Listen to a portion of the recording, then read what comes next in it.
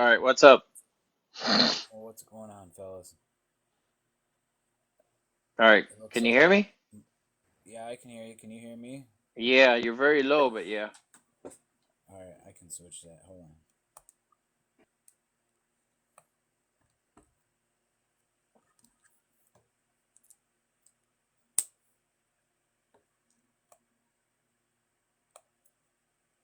Is that better?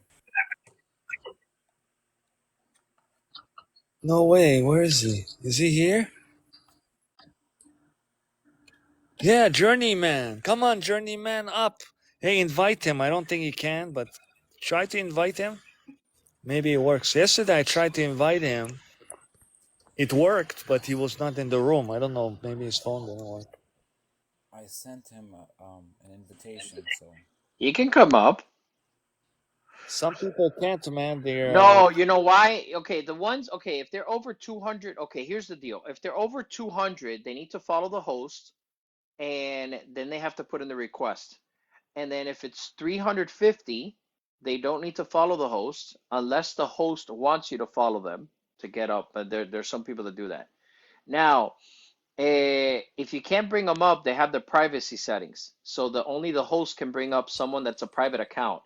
Then, if they say that they can't get on and they have like 800 followers or 350 or 400, tell them they need to verify their age.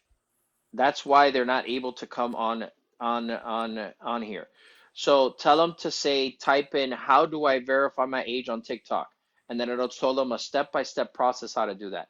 That's the reason being is that they didn't verify their age. So that's why people can't get on if they pass 200. Thank you, man. You're welcome. Amazing. Finally, somebody that knows what's up. I'm tired of teaching. Yeah, right. It I gets old, hate doesn't it, Duran? let me just tell you this, Duran. I do not. I'm taking a break after this because usually I used to do everything by myself, and the past gazillion years I had to teach Lilith. I had to teach so many people, and I'm like, I'm not doing this shit no more. I'm not teaching or training anyone. Like fuck this shit. I like doing things by myself, you know. Yeah. So it's like fuck this shit, man. Can you guys hear me now very well? Y- Yes. Yeah. All right, good. It's all right. Good, good. But yeah, man, incredible. We're so connected. I can feel that. Like I said, I said, ask truth. Didn't I say something's big gonna happen? Yeah, and I felt it too, buddy. I Yeah. really did. Because That's truth why usually he doesn't follow people like that. He's like, no. I had to, you know, that's the reason why I started a live this late. I never start a live this late, man. And these discussions get good, right? Or they become very intriguing once you start getting into it, and then something usually happens. So So, man, What's up? like I said, I don't talk about two topics. So it's politics and religion. Yeah, I know. Don't worry about that. Okay. I talk about anything and everything else, so it doesn't matter. I know, you're a different level, but Yeah. that's why you're you. But ask me anything. Let's see What if do you I have mean? Ask you what? anything you want that you need answer to. Um, Something that only like you would ask. where the hell you been?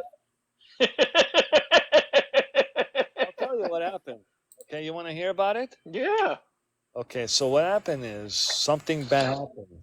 Something really bad happened. And when I did it, it was different this time. Okay, so I had to go through the timelines. I had to go through it. And in order for me to go through it, I had to go through that level of consciousness to prove them that who I was. I wasn't here to do anything or whatever. And then I had to. That's why it took me long. But I asked everybody, I said, hey, give me some time. And then it was not enough. But you got my message. Not yet. So that was you that got my message. You see, I sent a message to you, and then you got it. But yeah, but I'm here. I told you I'll be here. I told you give me time, and it's sorry it didn't happen right away, but because I had to deal with it. There's a lot of, you know how many? I'm telling you, 100,000 people. I have a receipt for it. The whole thing, accounting, all that is all in a record. But I had to help them. So when I helped them, I had to open that Stargate. When I opened that Stargate, not only it helped the community, it also helped the being to come here to help other, because they were ending everybody around here and others, but they're here now. Then the gate is open 24/7 for them only, so they can come and take you anytime they want. That was the deal. That was the deal. You cannot close a gate that was opened by other beings, like the Anunnaki. When they have a gate open, they can close. You can close it. They can close it. That's why they come here every 3600 years. They come here because they have to come here. This is their homeland. Well, where they begin the human and animals and all that. So it's a testing lab. So they have to go, but they can't stay here, because if they stay here, they'll die. Because for them, like year there, it's like 3600 years here. So they will not last, like Enki and Endless. So whenever Anu came down after 30, they looked older than Anu, and they're not supposed to be like that. But they were fighting. They were fighting not only for us, but there were others. They knew about them. They're like, hey, there's somebody here. So that's why they shut. Like I said, they're beings. We're outside the perimeter, but we are. If they catch us, we are like a commodity to them. Especially someone like me, like you. We're important. Yeah, but they can't catch me with the shit anyway, so it doesn't matter. I'm Yeah. not saying that. I They're not know, gonna I do know, nothing. I know. But I'm saying, like, if the other ones, you know what I'm talking Yeah. about? The other. Yeah, they caught. Well, it's not that they caught. They unalived them, or yeah, not unalived them. They took their powers away. You Yeah, remember they when it took was it. the gods and the goddesses or the deities, all the fighting? It was really, in reality, it was the freaking custodians going around taking people's powers away when you least expect it. So then they could control the Matrix. That was the whole point. The Matrix was always there. It's just the problem. Well, 24 times. This is the 24th time, pero that's what they did. And the creator would keep on going back. It was sort of like the Flash. He keep on going back because he tried to fix it, and something new would happen, and then it wouldn't get fixed. So they had to go back again. So it was just like it's the same fucking shit over and over and over. Maybe some differences here and there or whatever, but once Trump really won re-election, but didn't get into office like the other 23 times before that Biden came in, then everything changed. Even though he's not really the official president because, he wasn't. If you really were to add up well, I'm not supposed to get into that, but you know what I mean. You were to add up all the votes, it goes more. They added 11 million more votes.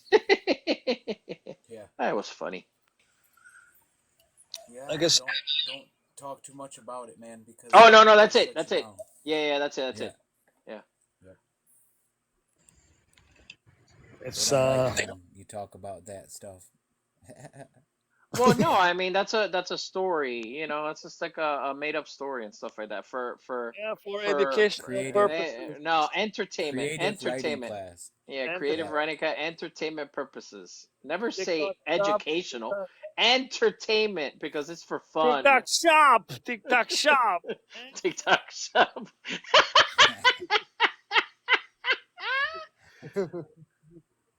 Oh gosh. Hey Jackie, how you doing, Jackie? So Truth. So how did you and Duran meet? By chance, man. By complete Really? chance. Yeah. Ah. Like, I don't know. It was a different kind of even conversation. Like, whatever we're talking now, it's like different when we talk to each other. It's like we know each other. Yeah, it's really weird. I'm not gonna lie. Me and Duran really kind of, when we talk, it's like I've known him for a long time, man. It's like a close friend for real. Hmm. That's cool. So how long? For what? Like a month, 2 months, 3 months, 5 months? Probably, probably about 2, 3 months now. Okay. Yep. And if you spend some time with us, you notice that we have a lot of similarities uh, with our personalities, at least in this life. Yeah, man. I love humans, man. I love taking care of them. But hello, Jackie. Hello, hello. 1999. Look at that, 999. That's a signal. Okay, let's see. 1651 followers. Okay, see that everybody follow, help each other. Follow, follow. But yeah, and then he came like today, like yesterday, whatever. He said, "Yeah, you need to get on." Because we were discussing, it got cut off. But then he's like, "Yeah, you need to start your own." He usually doesn't say that either. So now this is his place. That's Lilith. That A was late, Lilith. late That was night Lilith. discussion, and then now Yeah. this. Hmm. See, I'm Yeah. telling you, like, And Duran, this is late for you, isn't it? yes, but it's really not because I took my nap and I connected. I don't need to sleep. I sleep when I'm tired.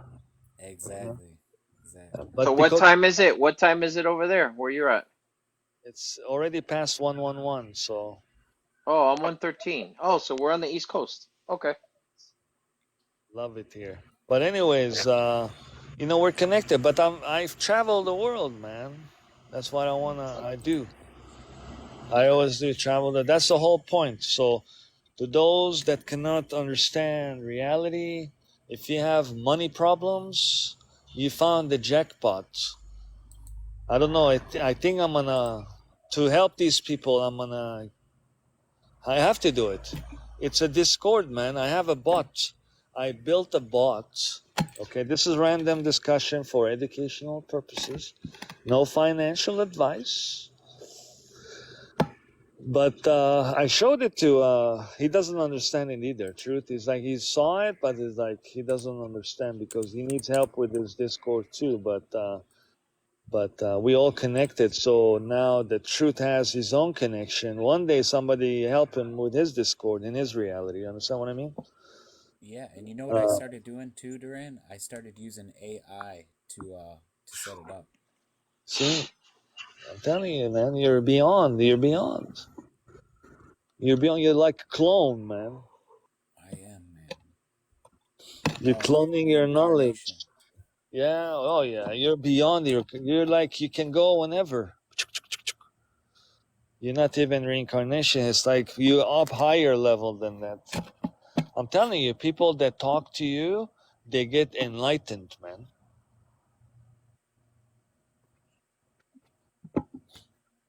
I Telling you, need to uh I need to work on a couple things, you but have I to. think You have to. But everybody does. on Everybody the does. side, try to collect your coins. Okay, that's all I can tell you. Yes, sir. Okay, that's all you do, and then everybody make sure you tap, and then on the top hearts. Let's see. Send sign up team, and then give gift. I'm gonna give you GG, man. Here, GG. and then I'm gonna Always give it back. Pam give him GG too. Chili. Dang, the chili.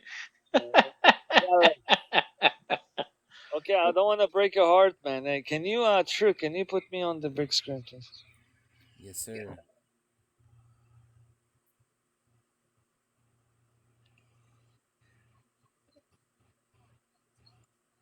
Are you vegetarian? Mostly.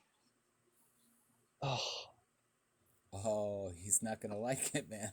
Oh, I don't give a shit. I don't care. You can show me anything. I don't care. I eat anything. I said mostly. I said I prefer. It just depends. I mostly eat plant-based, but that's because, but I still, like today, I ate pork. I don't care what because is my it? body, because I can still eat it. Oh, What you do know you what's think? funny about you saying that? So I stopped eating pork, and I ate a little bit of pork today. I'm not gonna. Every once in a while is okay. It's not like everyday thing. So yeah, hell yeah, I'd feast on that shit every fucking day. I don't give a shit. Yeah. You know what I think? Mm. Don't get me It wrong. Well, long story short, once a week I go up onto the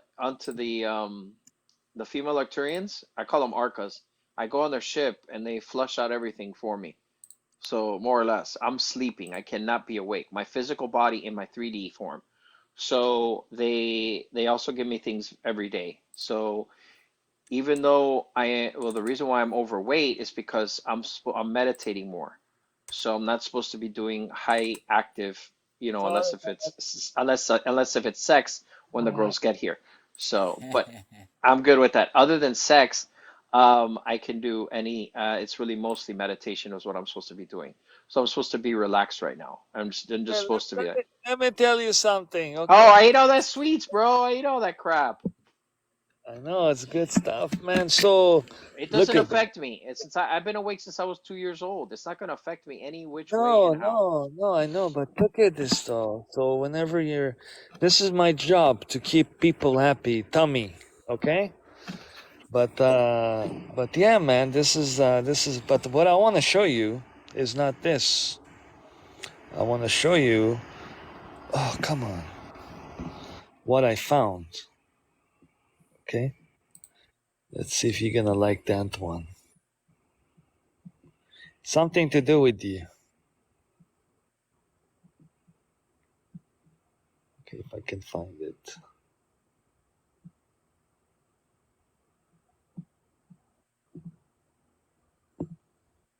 Okay? This is you. So this is you. Long I what's his name? Truth knows. I already showed this. But this is you. Whenever I look at you, this is you. You look like that. I do not look like that. Truth looks like that, not me. No, no, not like that. You know what I mean? In that other dimension, you know? He Buddy, in looks my like other dimension, I look like Pan, like the picture, Peter Pan. no, I showed you what you look like. I showed you that. Yeah, I don't know. This one is he's you. But this one in another dimension. You know what I mean? So here, this Yeah, is you. yeah, Okay, but but not the other white. one I am is not white. in my dreams. Yeah. Oh, well, you're gonna start seeing my black pen form, which is I'm all black and I have black sun eyes. Oh yeah, You haven't seen that yet. yeah. Interesting. See, that's people they don't understand, man. So sad. Some of them is so sad, man. When they go, they think they can run away from everything, but they at the end of the day or the night or the whatever, they have to go sleep.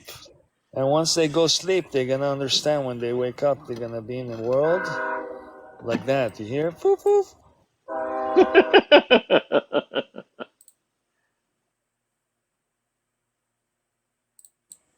They do that.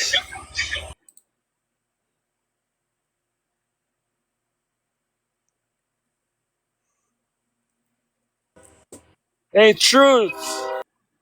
What's up, buddy? Tell us more, man. What do I you don't see know. in this image? I see somebody elevated above a pyramid or what looks like a pyramid. It's Pam. Pam. Peter Pan. Okay.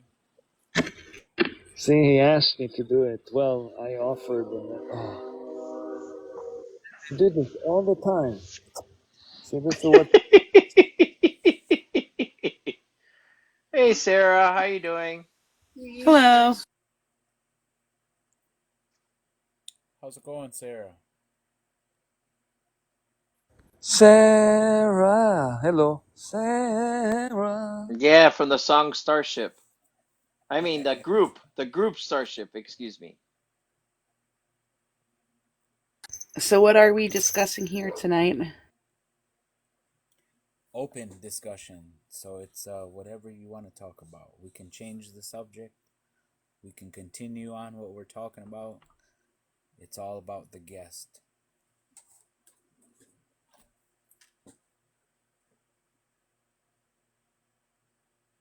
Well, we were yeah, go ahead, Sarah.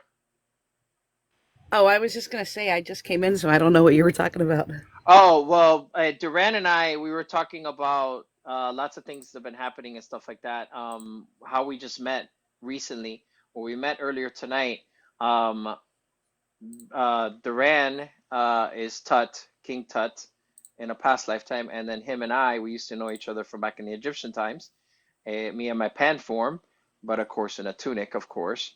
And so we were just talking about that, about the Egyptian times, Horus, Anubis, Hathor, all that stuff, and then stuff that he was going through now, that how he was helping others, where he was, so on and so forth. So yeah, we were just coming back, anything, but we were mostly talking during the Egyptian times and stuff like that, for example. Yeah, I seen Anunnaki on the screen when I came in, but if I just giving you guys a heads up, if I disappear real quick, I have a client that I have to do a session with in about maybe 15 to 20 minutes, depending on when he's on his lunch break. Right. So if I disappear, that's why I'll probably be back though. Yeah. How's your business, by the way, Sarah? Which one? Oh, I don't know, both. I have three. I have the business where we actually do estate sales and then the clear out after them. That's going good. We usually have sales booked at least 2 to 3 times a month, which is really good for that business. And then I have my shop, which my shop is doing good, just as good as it always does. And then my spiritual business here on TikTok I also have like an office and a shop in locally for that, and it's going well too. That's good. I'm glad. Very, very nice. So tell us a little bit about your spiritual business. That kind of intrigues me a little bit. Well, what exactly do you want to know about it? I on TikTok on my lives I usually do a lot of tarot oracle type readings, but on my private clientele, I am an energy healer practitioner. I am sound bowl certified as well as a Reiki master. I also do a little bit with herbs. I have a degree as a master herbalist, and I deal with a lot of spiritual counseling in the aspect of spiritual counseling. My background is in psychology. I have a master's degree in that as well. And here on TikTok, I participate in a lot of, I guess you would call them advanced metaphysical forums. Very nice. Very nice. What do you do a little bit? I heard energy rehabilitation, Um, correct? not, I wouldn't call it rehabilitation. I mean, I guess you could, but it's energy healing. I do a lot of different methods of that. I primarily use quantum healing, but I am a Reiki master as well. Okay. Okay. So I started dabbling a little bit into herbs, only what I use personally. So I haven't got deeply into it. I use a couple things that I use on a regular basis. Uh, you know, particularly like household items or things that you would have in your household on a regular basis. Not really going and venturing out into things. Well, I've learned about them that may be in your yard or in your immediate vicinity. Um, I'd like to get more into like learning foraging for these, since these things are open for us to have freely, you know, and that's something that I try to embrace is the free part of things, not just because they're free, is because it's the most healing to us, you know, and most beneficial.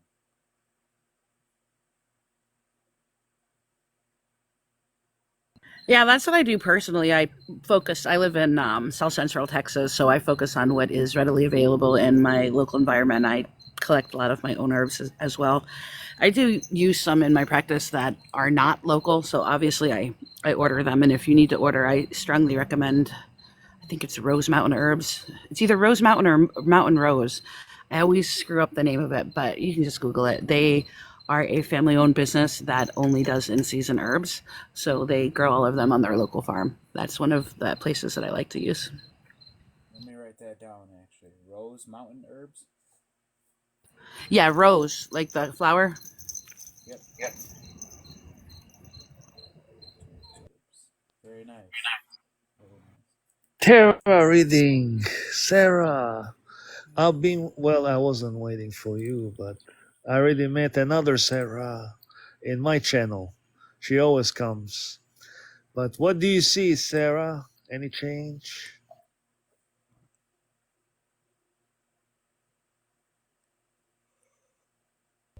Any change in what specifically?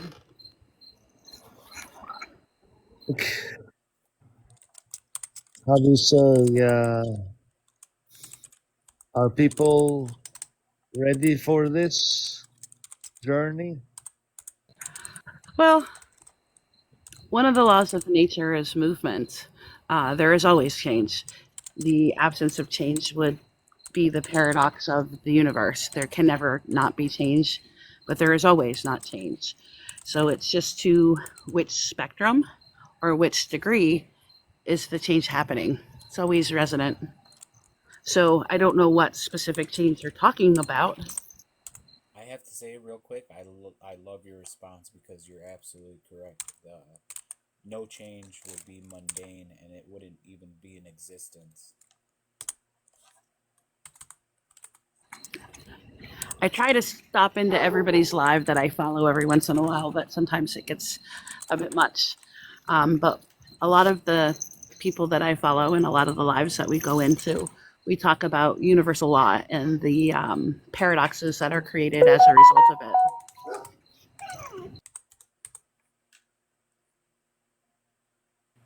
Amazing. I can actually feel your energy. The puppies are happy too. But yeah, good energy. Very positive. You have that. I can feel that you have that. Not only spiritual, not only it's beyond. I can't even explain it. So it's something like I can't really explain it, but yes, I can feel, madam. Good going. Keep spreading that love. Well, thank you.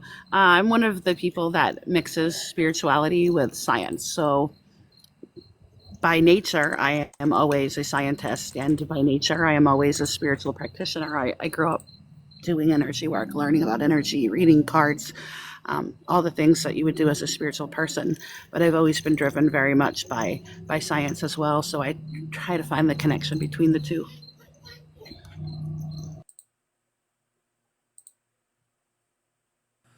Well, you did. You did find him. So, Pan, what do you think? Think of what? I know Sarah. We've known each other for several months. I know, but what do you think now that you found me and then now you're finding others too? Because now that here, who's next? Because I don't know the 19th dynasty spirit. I never met him. The 19th dynasty. I think Pan would agree. We always find new things when you're looking for them. Yeah, because whatever happened then, I remember what happened was it started to be a biblical story. The Exodus story happened, is what they told me. So they wrote it on paper. So I don't know. Like I said, it's a code. I don't look at the like at the Bible or these things for stories. I just code them, and then what I find significant is Quran, is actually a algorithm. It's a mathematical equation. Everything is a mathematical equation I know, because but that's everything how I is found out. energy. Everything is energy and vibration, and energy and vibration is an algorithm that has a meaning and a derivative. Yeah, but I didn't find that out until I had to crack it, and I was like, oh, okay, and then it started making sense. And every day has been like that, and I love it. But You want to I'm know the very secret? happy that you're here, Sarah. You have amazing, and You you want to know the can, secret? You can't yeah, crack it. you can, You can't huh? crack it. You can't crack it. It's a paradox. No, I don't want to crack. I never said I would, but I'm here to help others. I'm I love cooking, and I like feeding people. That's what I love doing. So Well, that's interesting. Yeah, the secret of the algorithm is you can't crack it because you cannot be something and nothing at the same time. One of the universal paradoxes. well, in a way, we cracked it, but we know the source. That's how you nailed it. Whatever the exact words. Yeah, the reason you can't ever crack it is because in order to crack it, you would have to be able to not only envision but to see infinity, and you are part of infinity, so you can never see it as outside of that box, and you will never have the subjective and the objective viewpoint. So it's kind of like this: in order to understand everything in totality, you would have to understand that there are infinite number of things that can happen at the same time on any given situation. And they would all have to happen simultaneously. And that would be half of the equation. The other half of the equation is knowing that none of them would also be possible. So, in order to crack it, you would have to experience everything all at once while simultaneously experiencing absolutely nothing. That is the major paradox. But I will be back. I have a client, but I will probably be back in like 20 minutes or so if you guys are still live. Thank you All for right, your time. sounds good. All right, enjoy enjoy the time with your client. Take care.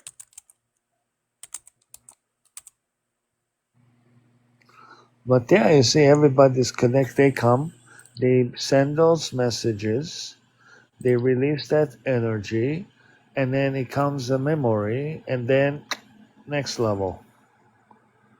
They have to go through. You see, our net right now is the connection. We're connected to the matrix.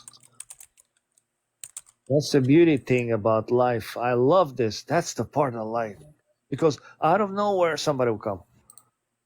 And you don't expect anything. You don't know what's going to happen. If you knew, it would be boring. But yeah, I'm telling you, they came to me in. I'm telling you guys, I think that's my next thing. I'm gonna be a DJ in Second Life. You guys can come visit me there.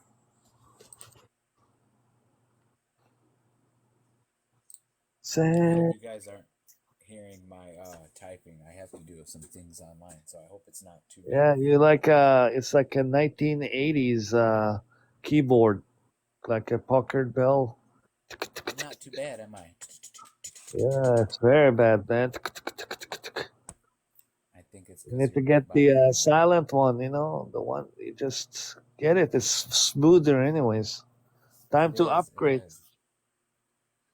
Maybe one day. I like my keyboard though, man. I like it. You see, everything else they create is broken down, but keyboard lasts long time. Yeah, it does. How they even create that? You see, that's the part that they told me. They said that we had to help you technologically, otherwise you wouldn't be able to survive.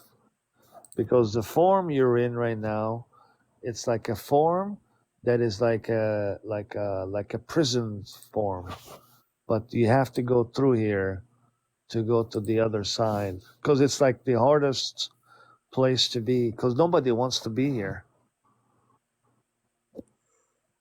Ain't Even that the truth? Dolores said it. Dolores Cannon. That's like an understatement, Duran. You know, I I think, know. But in well, my you know, dimension, you know. it's not too bad, man. It's all on your how you perceive everything. Oh no, You no, know no. I'm what? not talking me, man. I had great life, No, man. not you. I'm just saying in general. It's all Yeah, the about how you people that perceive causing things. it, it's sad. Yeah, yeah. I'm very happy, And you man. They and you showed me everything. on a little side note, Duran, you're doing the right thing because the things that you dislike about this place, you're trying to help, man. Oh, yeah, but That's what what your can you job. do, you That's what know? our job is to try to help. We see things that we don't like and we are able to help. Well, you probably should be, you know. It's just hard, man. And It's just hard. it does, man. And I heard a saying before. It was a man that was really complaining and asking God, why are things the way they are? Why are their children starving? Why are people don't have money and living on the streets? He said, his question is, what are you doing about this to help? And you know what God's response was? It was, I sent you. So, a lot of things we like to overlook and just say that we don't like it. But if you don't like it, then change the things in your immediate vicinity. There's going to be things that you can't change, but the things you can, I think that's our job, you know? Oh yeah. Oh yeah, but we have that connection, man. So we had to come here. I accepted Yeah. it. They told me you want to go it. I'm like, yeah, hell yeah. So I flew. So I flew so far. Like it was like the most amazing. Like I energized myself and then I dropped back to my body and then I was like, oh, gold. And then somebody found me. Like somebody they started digging and then I started hearing them. And that's when I started waking up. 19 years old is when I woke up. I have proof for it too. I have a scar. So, and yeah, it was incredible experience. But I would not come here, man. This is like a You warning. won't. Don't do it. Don't come here. Do it once. Get Yeah, out. There are other places look like Earth better. yeah. Some people call it Mars, man. That's why they want to go there. They know how to break that. That's the real thing, the military, that. What do you think they do? They can go, but it's different. See, so whenever I talk to them, they said they will go, but they will go to build other places that they have like they use like other refill stations or whatever. Not really refill, but it's like they go in. It's like an airport, pinpoint airport. Yeah. Go to another dome and then they go recharge whatever they need to do and then they go to the next one. That's why they need humans, man, because not only need because we're connected to them and we're the closest anyways. So they use us. They take some of us on their ships and then we build like we're builders. We're like gorillas compared to them, but not us, some of us, you understand? I want to meet that person, whoever it is. I want to meet somebody that actually went, built in another galaxy, came back because they have to come back here. That's the rule. They can't stay there. So the next time they come back, they fly here, couple of months, 8 months, whatever. They're taken care of, in the vessel. It's like a hotel, like a cruise, and then they come back home because they have to stay. But I want to know those. I want to meet those people. I'm gonna meet one day. They're gonna tell me in my face they're real.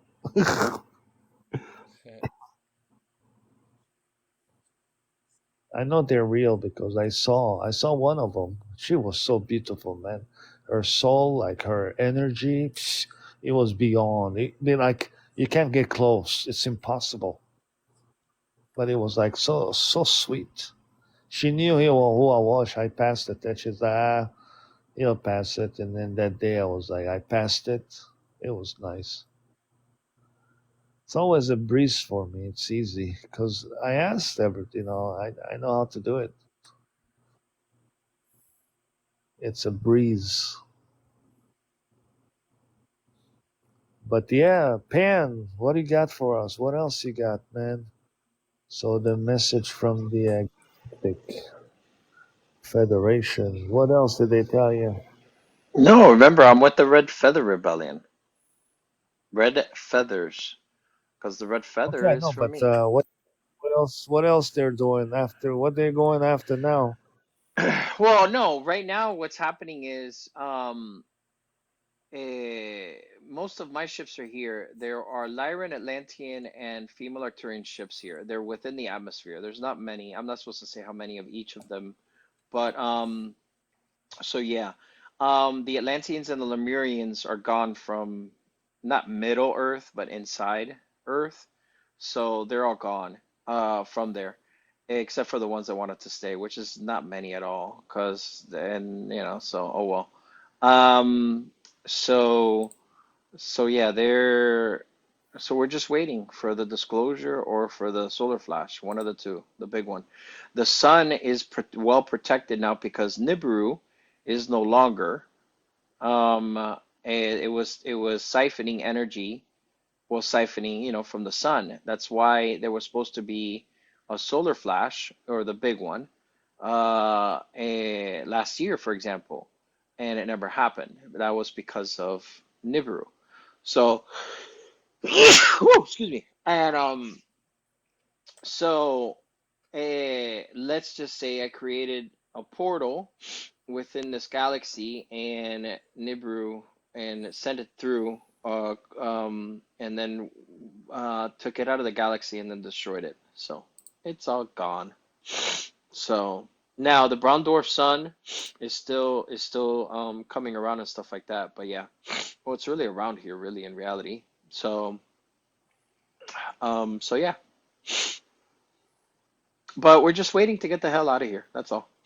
Once there's like, chaos, how you say it, then we go up to the ships while we're sleeping, and we'll be taken up to the ships in our 3D form, and then from there we're taken. We go to the 45th universe. There's a rainbow bridge that I created there. Once in there, then there's a Stargate portals in there, and then we start the process of getting to my no time dimensions.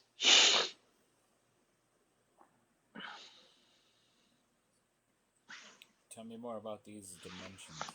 You know? Well, these no time dimensions, so those are my creations. So one of them's Neverland, one of them's Wonderland, one of them's Tomorrowland, another one's Toyland, and many other. I've already made two extra um, two universes, which is for the 51 different species.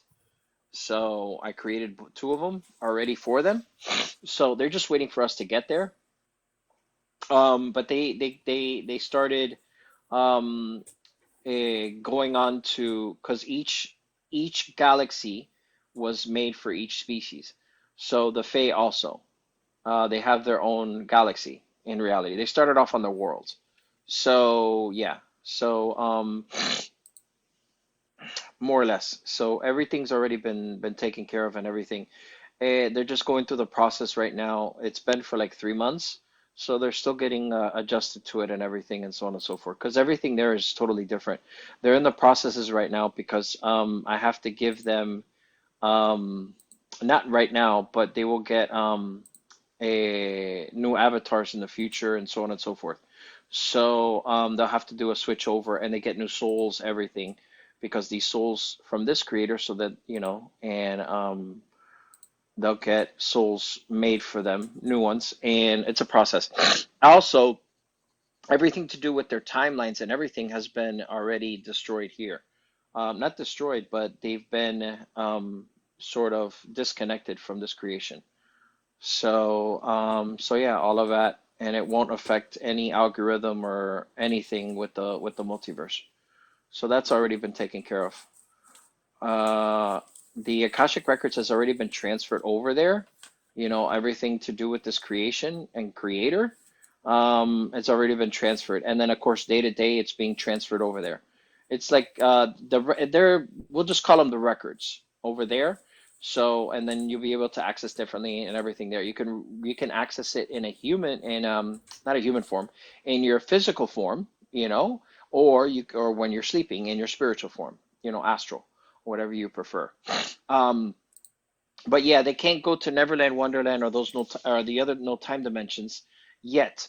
They're gonna stay in their worlds and everything. They're getting adjusted because they need the process of switching over to their new avatars, their new souls, and all that stuff.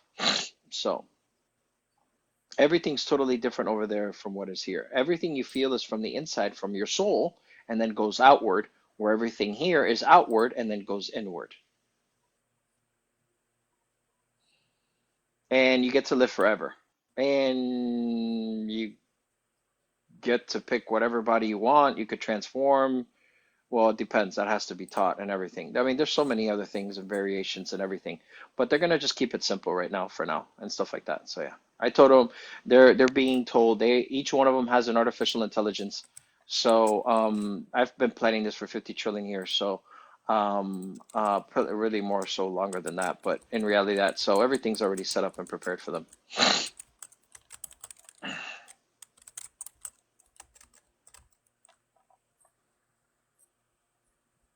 All you have to do is follow 9 simple rules. Two of them, for example, is don't unalive anyone and don't steal anything from anyone, for example. So they're very simple rules. I follow the rules as itself. So whereas in you see a creator never follows his own rules. So and then there's a round table. So everyone gets a vote. So yeah, See, and I'll you get tell to you something about that. The second one, steal whatever. It's not really stealing. It's you have to do it right. So you know, people need to understand that in your like not you in particular, but in general, you have to have like an energy source of energy coming through, and like a subscription. So like in TikTok. So when they subscribe, you get like I tested it. I wanted to share it with Truth. So Truth, it's like around $3, man. What's $3? So when you set up your subscription on top of your channel, when you put like a 9.99 whatever per month, you get $3. Like a subscription Yes. for TikTok? Yep. That's what it is. I looked, um, I was messing So around with it a little bit the other day, and I so that's couldn't. how it is, man. And then in order for us to activate that, we have to use you know, I know I found out, man. I broke the code, man, in a good way. I know how to bring people, but we'll talk about that later. That that But continue, Pam.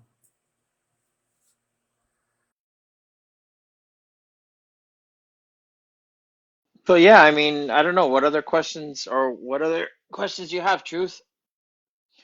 Everything there is totally different. You could last forever. Like for example, you sleep for 100 trillion years, but you're alive, you stay awake. Well, you do need to sleep to a certain extent, but everything's totally different there. You have an AI with you constantly, with you, and so it's sort of like it can answer any questions, do anything for you that you need. It's sort of like having, someone there for you, and it could access your records, so anything from any past lifetimes, even here also. So everything's going to be transferred from all your lifetimes, from your very first steps of your existence here. So so yeah, and you could do anything and everything. Of course, you first got to settle in and change your avatar and the soul and all that stuff. Then after that, anything you want. There's so many things to learn, so many things to do. You won't even know what to do. There's so many. There's 20, 22, 22 no time dimensions, but several are still being worked on, and there's more to come. So, and you could be a creator if you wanted to, but you have to follow 9 simple rules of creation, and you could do anything after that, and so on and so forth. Like, for example, Tron, there's a place called Tron, which you see in the movies, the same thing. Um, there's Speed Racer Land, there's like Ready Player One. Those movies, all those are real. So, like, you can create your own avatar, and you can go in there, and there's different games to play and different everything. So yeah, like even though you get shot and unalive, you don't really unalive, you understand, but you just get kicked out of the game that you're playing in, you know what I'm saying? And then you go to another game if you want to play different games. Like it's everything. There's also a place called Toyland.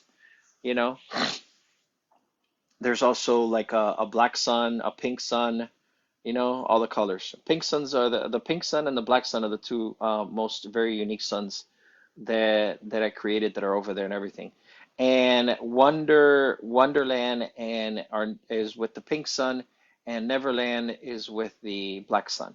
And it's really a never world. It's a world. It's huge. Just imagine the Wonderland and Neverland. This is how big they are. If you remember from the movie, oh shit, Matthew McConaughey was in it. Interstellar. Do you remember the size of that huge black hole that they were going through? Truth? A little bit. Okay, that size, that's how big Neverland and Wonderland are. It's freaking humongous. And then the suns itself, even though they're not as big, they're very the pink and the black suns are very the energies that emit off of them, they don't need to be that, they're not like huge suns, but the energy that emits off of them is very powerful. So the galaxies are very huge also in extent. So yeah, I'm not supposed to go into too much detail because you're supposed to see it for yourself and be in awe of it and everything. So there's just so much stuff. You could create so many things from anything small to anything big. Everything there. It's way much better than being in the God complex or heaven, however you would prefer it. It's just so much to do. There's endless amounts of things and everything. In So in your life now, what brought you to this conclusion, to where What you're do you at mean? now? I Where mean, I'm to at because I where, because I planned it. elaborate a little bit. Okay, so this is my 10,050th matrix. 10,049 before I have broken through. But this one is a matrix within a mega matrix. So I had 50 people get stuck here. So I needed to come in here, but once I got in here, because Enki and Thoth came to see me, and then from there, then there was 51 species that wanted to leave because all that, and it's like a wide variety of things. So then I had to come in here in a human form. That my last lifetime, of course, the other lifetimes were just preparing and setting everything up for this lifetime. And so yeah, so it's already mostly done. It's just waiting for the last few bits, and that's it. I already have this matrix down to 10%, and Lil no longer controls it. He's already unalived. And then the matrix itself, the mega matrix, is already down to 30%. So yeah, the ones that control it, yeah, go ahead. What do you mean by 30%? So at 100% potential, it's down to roughly 30% because if I were to take it down all the way, then everything would cease to exist. It ceased to exist. Everything would be torn down, and that can't happen.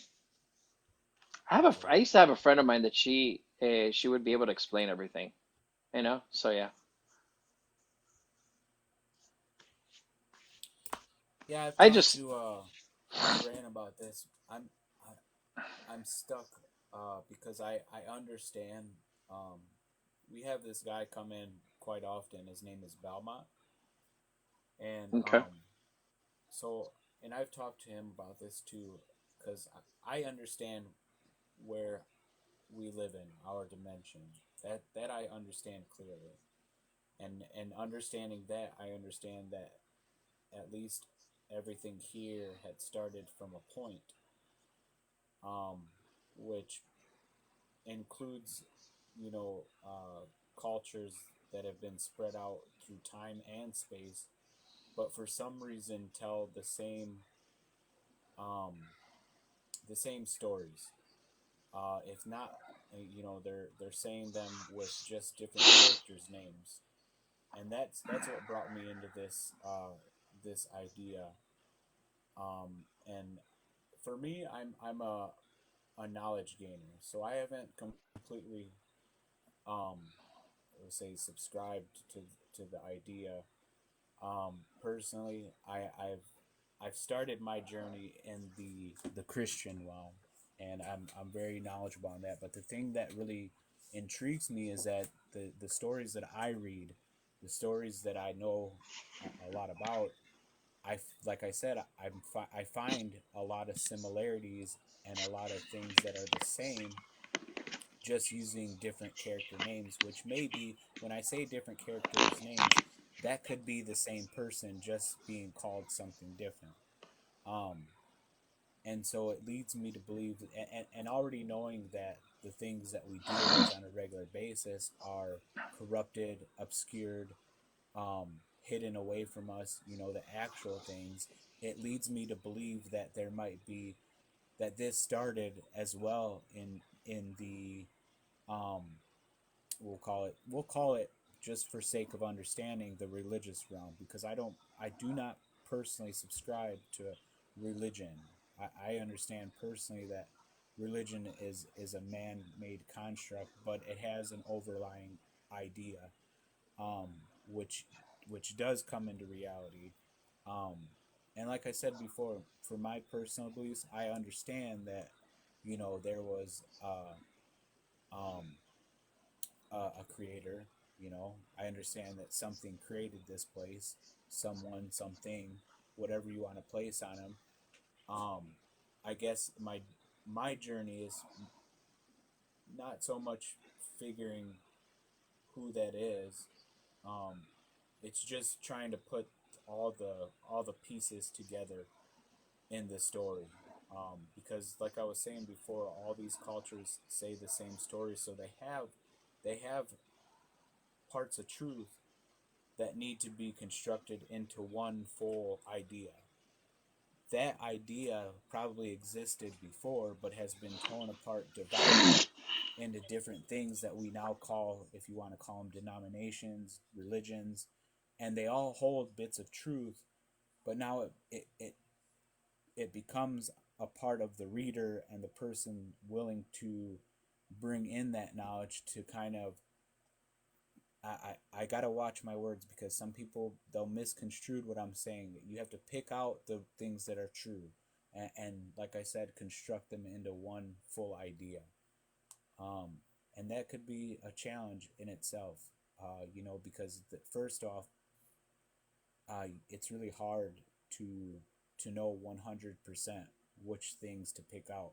But if you're finding similarities in these stories, that because these people, groups of people, were separated by time and space, the similarities are the things that I put together.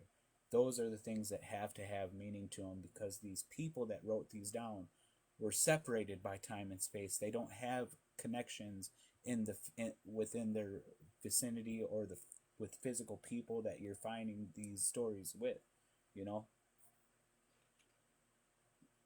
Well, So oh, go ahead, go I, ahead. I I thought you. so so just to put it in a like a conclusive idea, I am on my journey. I am bringing these things in. I like to read stuff, so I've been reading a lot. There's many things that I want to bring into that reading library and continue on that part. Um, so it's very fascinating. So when I'm in here in this space, I don't want to give the idea that I'm 100% uh, subscribe to the idea that you guys portray, but I'm also am willing to understand that there's things that I don't know, and and even in my Bible, like when you guys are talking about Anunnaki, there's the things that I put together. So Duran always says that everything that they tell us is 33% truth, and the rest of it is throwaway. It's something that you can discard. And the thing that I find fascinating is even in my Bible, it talks about the gods. So when Adam was made, God said that. Hold on, just a second. God said that He made us in the image of the gods, plural, more than one. Knowing, my understanding is that there's one ultimate leader or creator, and then the rest are if you want to call them army or followers, we can call them that, whatever you want to. But so knowledge and where we are is a journey, and that's what I'm on, is a journey. Well, that's what I tell people. I tell people all the knowledge that I have, and for example, Duran has, is that if you get to higher consciousness and inner peace, so if you meditate, you ground with Gaia, and you grounding with Gaia, and you do chakra healing frequencies, you will align your chakra healing frequencies, ground with Gaia, and then the meditation. I do all three of them at once, and I told that to people. Within a few months, each of them got to higher consciousness. And then from there, inner peace took a little bit longer, because each person's different. And then once you get there, everyone's connected to the Akashic records. So once you're connected to the Akashic records, then you could start getting information. You could use your remote viewing, which I helped another individual, that two individuals that they were able to get to. They were able to get to remote viewing and I helped them. I just told them keep on doing this and this or whatever. But then once they started hearing their guides or or their higher self, then they followed a path that they needed to go on, and then they came back to me like, hey, I can remote view and da da da da. And then I told them, okay, don't forget you can't do this, or whatever, just little simple things, which they were asking me. And I told them do Right. this and do this, and so on and so forth. And they were like, oh, okay, okay, okay. And but mostly they had everything in control. So since then, I haven't spoken to them, but I know that I see them up in the astral or in the dimensions or in the Akashic records. So once you get to higher consciousness or inner peace, and that's when you can start doing that. So that's what I tell people. So that's why I get on people, get to that, then you can start finding everything that you can. You'll get your guide or your higher self or your soul family or your ancestors, however you want to refer to it, or whoever you have lined up. It's usually have one guide, like the main one. You might have several. Some people have one, some people have two, some people have three, so on and so forth. So once you speak to that one, and then you start working, to if it might be your higher self or it might be your guide, and then you start getting all the information that you need. You connect to the universe, and then that's when you're getting everything. Right. And I've had this since I was 2 years old. So there's the thing. So I've been getting information constantly, when I need to and stuff Mm-hmm. like that. So yeah. So And that's one of the things that I find intriguing, is how people can be lined in uh, at a very young age, and even if something is skeptical, and just to put it in a realist form, I've just met you today, so it's automatic for somebody that even in a conversation, to be skeptical, or we can even use the term standoffish, not bringing everything in but being open about it.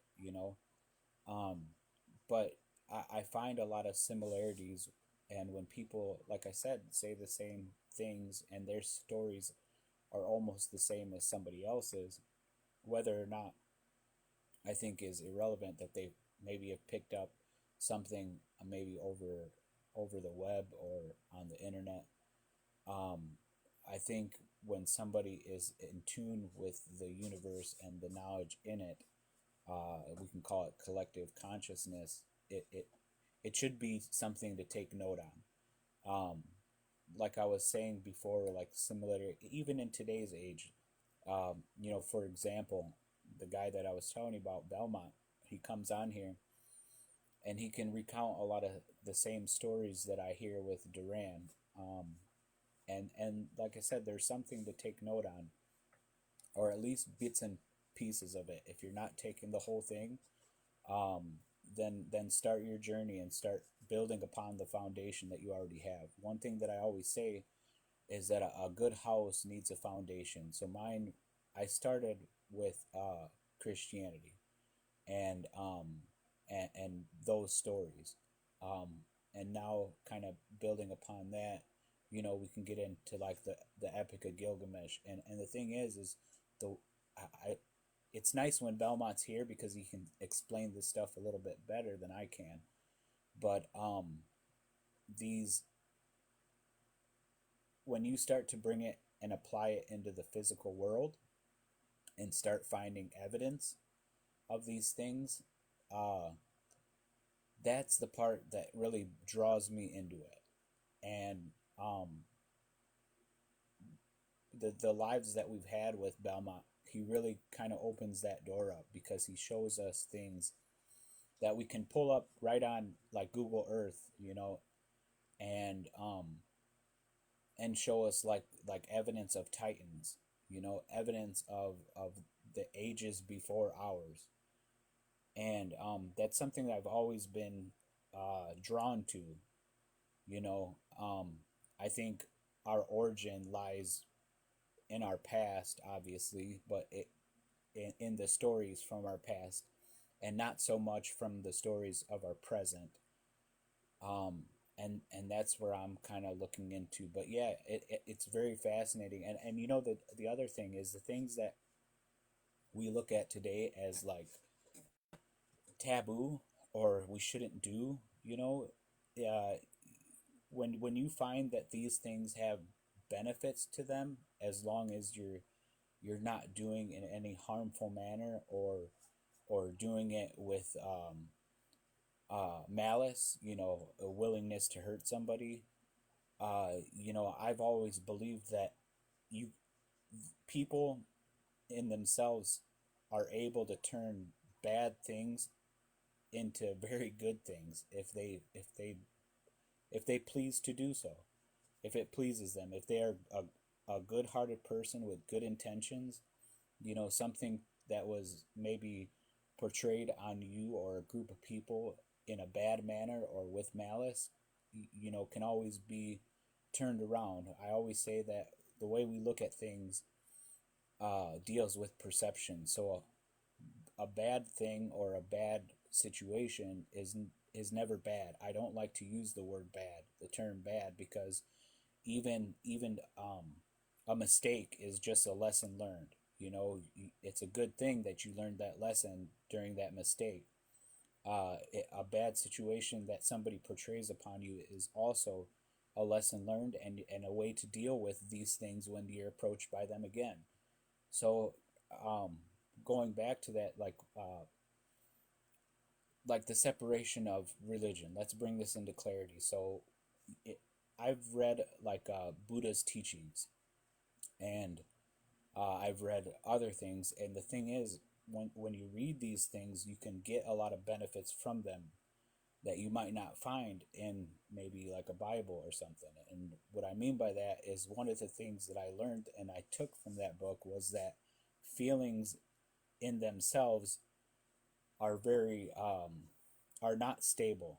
They're very futile. They come and go. So even a good feeling lasts for a little bit of time and then it leaves you. A bad feeling comes for a little bit of time and then leaves you. So the one thing that you shouldn't do is act on any feeling that you get.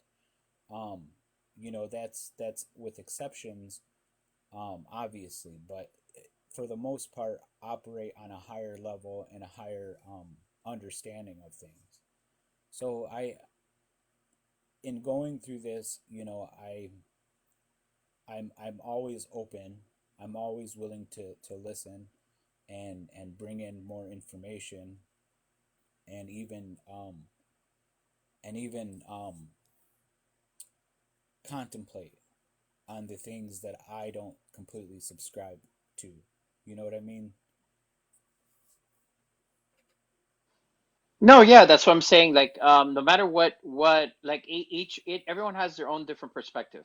So, so you have your perspective. So, and there's 8.7 billion people on this earth, Hmm. roughly, roughly. Right. So each one has. So I respect all of their beliefs and everything. The only way where the truth comes from is from the Akashic records. So everything's always there, and so on and so forth. But like I was telling Duran earlier and you earlier, is that I don't come from this creator and I don't come from this creation. Yeah, the body that I have is an NPC form, and I came in here, and that is true because I mean I speak to Lyrans, I speak to Atlanteans, and the Fae, and these people, and I have psychic mediums. There's a group of us that are down here, and I speak to them also. So they, like, when we need to exchange information, like, we go back and forth, so I surrounded myself with them. I planned it that we were going to be together, and then also at the same time there's been others along the way, along the path, so my higher self knows someone that's nearby. My higher self can get to that other person's higher self. They send messages and everything, and so on and so forth. So yeah, I mean, there's a lot of people that I've met that I don't see anymore, but they were there just so that it was to help me on my path, to make me realize that I am for real. This is who I am, and not to stop doing what I need to do. So on and so forth. Well, the same thing goes for you as well. You're not in higher consciousness yet. You're in and out of it because you do go, the dreams you do have, you do go, how do you say it, into the astral realm and stuff like that. So there's times where you see where you have Duran in the same, or someone else, and that you speak to, and then you see yourself. They're not dreams. It's you're in the astral plane, on the astral dimension, different astral dimensions. Mm. So yeah, so you're in and out. So, but if you start doing those three things, which is the meditation, the grounding with Gaia, or the chakra, and the the healing, the chakra healing frequencies.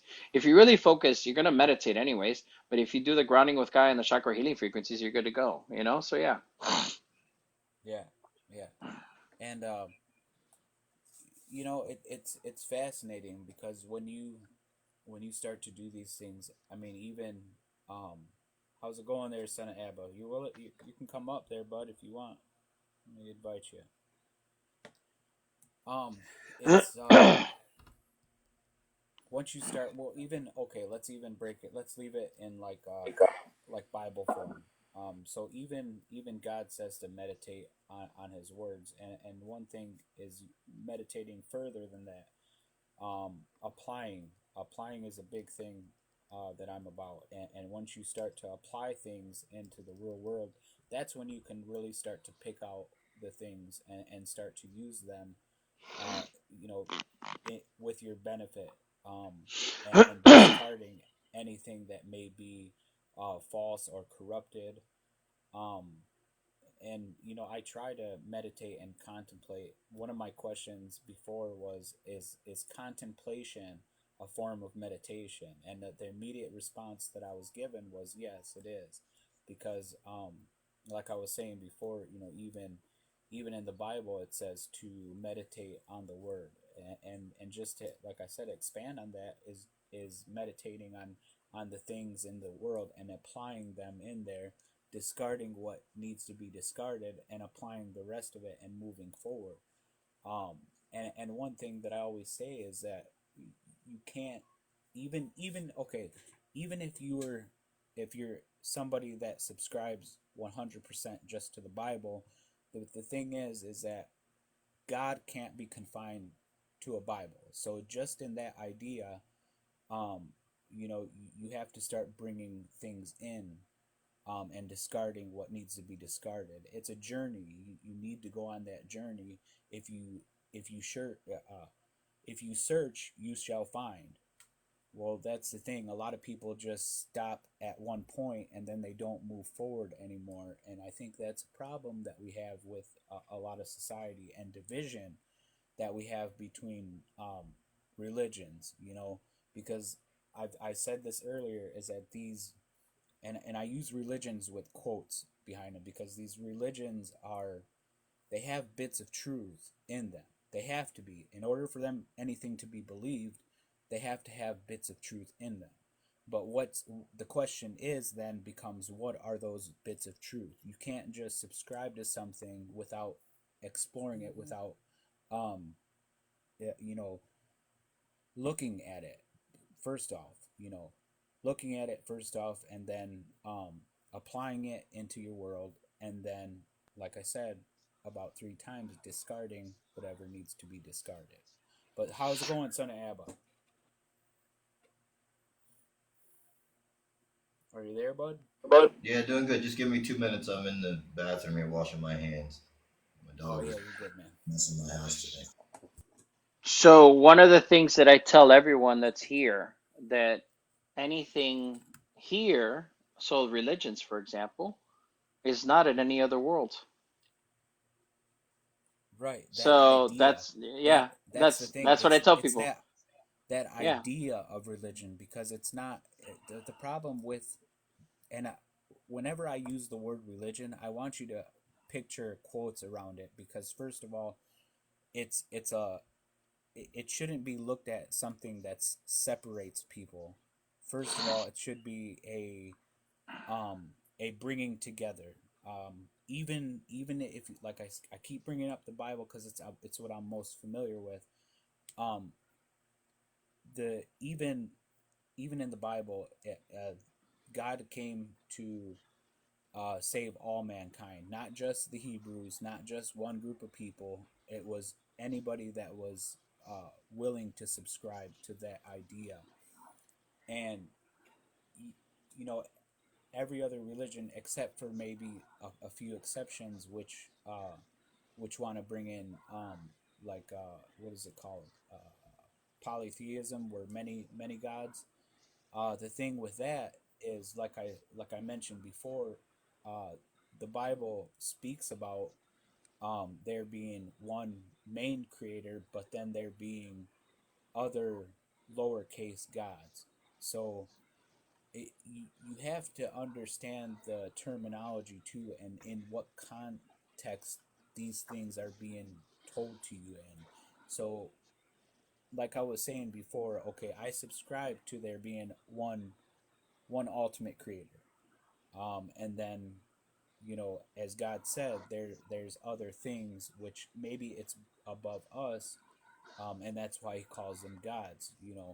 Um, I'm referring to like the Adam and Eve story, that now they're like us, um, and it shouldn't be a separation. Is my point. It should be a coming together, and I'm not referring to combining all these different, or a one world religion.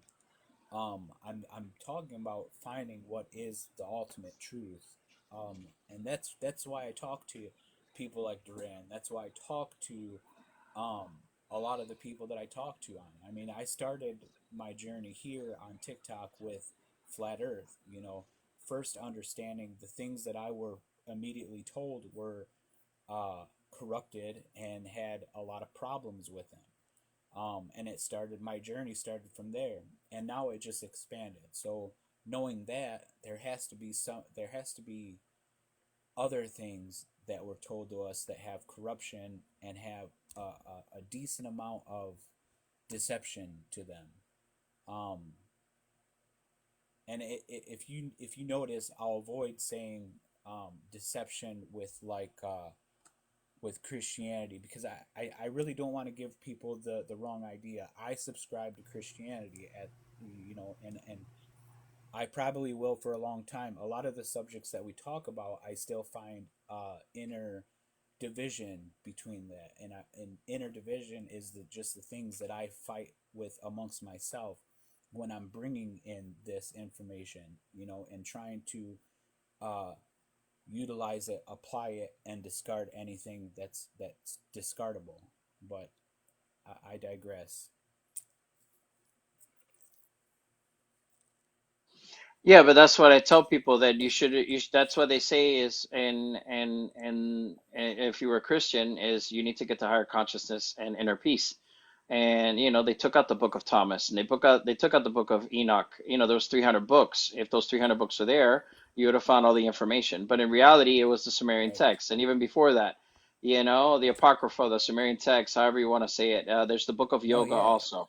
a hundred So percent, that's a right. hundred percent, bro. And the Yeah. thing is going into that. I'm glad that you brought that up because I was actually talking to Son of Abba, I think like 2 3 days ago about this. I recently got the Apocrypha, and I started. So I told you where I started from. I started with the Bible. Now I'm working my way back. I will eventually get to a point where I'll get to the Sumerian text. I'll get to a point where I start going further. Right now, and I keep on bringing this up. It is a journey. It is something that will take you quite a bit of time. I started in the Bible. I've gone. Now I'm in the Apocrypha, and I'll keep on going down that road till it brings me to something, and I'm bringing in this knowledge. I'm bringing in these texts. I'm looking at them and applying them. Once again, applying is probably one of the most important things. If you're not applying whatever you read, or at least testing these things, well, then you're not doing your part in it. But how's it going, Martin and Aura? Peace and greetings, everyone. Peace and greetings, Truth Repeater. Nice to meet you. Yeah, nice to meet you guys. Yeah, I just wanted to chime in because I heard you say that the Bible has some truth in it, and I just wanted to kind of share my thoughts on where I came in on this conversation. That is the issue: is that what these religions represent, especially the Abrahamic religions, and the reason why they were even put out here in the way that they were written is because it serves as a blueprint and a format to have you indoctrinated with cognitive dissonance. And I know that cognitive dissonance is a new word, but it does serve the purpose for the control, because what cognitive dissonance is basically taking something, having ideas of what is true but what is also false and holding on to it. And that's exactly what religion does. It gives you just enough truth that you can hold on to all the lies that come with it. And that's why people are so much misled, is because they're following a bunch of lies. And with books like the Bible that have been plagiarized, because the Bible is not even really a book. The Bible is a compilation of ancient texts that were specifically chosen to be put together to worship something that is meant to keep you down. It's actually the worship of Babel. And we're not supposed to worship anything. That's why when Pan said that this is the only place that has religion, that is true. We're one of the only places, if not the only dimension or planet, that actually does worship something outside of ourselves, because we don't have to worship anything. The other thing I wanted to mention is that if you really understand what you're reading, it's really about your body. That's what the book is really about. It has nothing to do with the allegorical stories in the way they are explained. Nothing. It's all false. And the more we come to the realization of this and let those things go and not even have to rely on depending on them to find some truth, the better off we'll be. And we're already in that phase right now. That's why so many of these discussions are being had, is because these religions want you to rely on something that you're never going to find outside of yourself. You're going to wind up searching until you take your last breath. And then once you take your last breath, you're going to wind up realizing that you're going to have to do it all over again until you figure that out. That's why you So have a I just want to point something out because I said something earlier, and so in one aspect I understand what you're saying, and I do somewhat agree, but I'll tell you what I agree in though, because like I said, I don't want people to misunderstand or misconstrue me. So I was told a story not too long ago where a man was complaining and really asking God why things are the way they are, why children starve, why we have to fight against our government, why we go through all these things that, and he's asking for help, while he's talking to God, and God's response was, uh, I did do something. I put you there.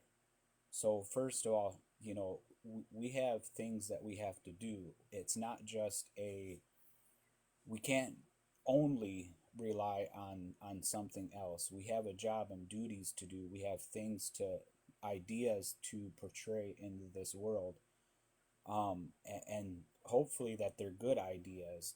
The thing is people have been put into a category where they don't have they're docile, they don't have energy, that they just want to go along to get along. And the people, like for instance, like Son of Abba, he's not in that category. He's out there doing things. He's trying to create change with people, and do these things. That's the difference. Is when you really look at these things, you have a duty to do within them, not just rely on your creator, or whatever you choose to call him, or or whatever you want to call them. But so I get what you're saying, and that's my only response to it, is you also have a duty, no matter where you are or what you subscribe to. You have a duty within that subscription to maintain, to play a role in it. right, and that duty that you have, you came here with before you even incarnate into this physical form.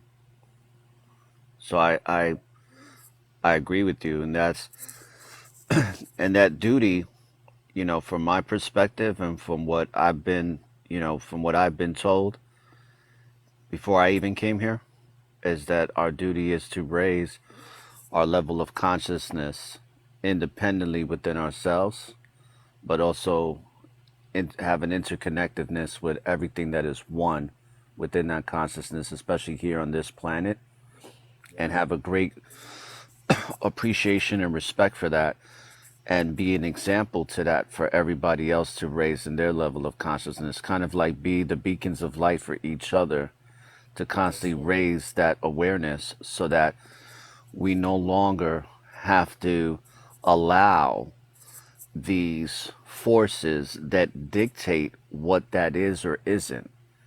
And Did you know that in the original text, or once you start, I want to get Son of Abba's um idea to what I think he wanted to say something too, but I'm gonna just say something, that the earlier that you go into like the biblical translations, one of the things that you'll find in them is that it calls out uh, the principalities. So we do not.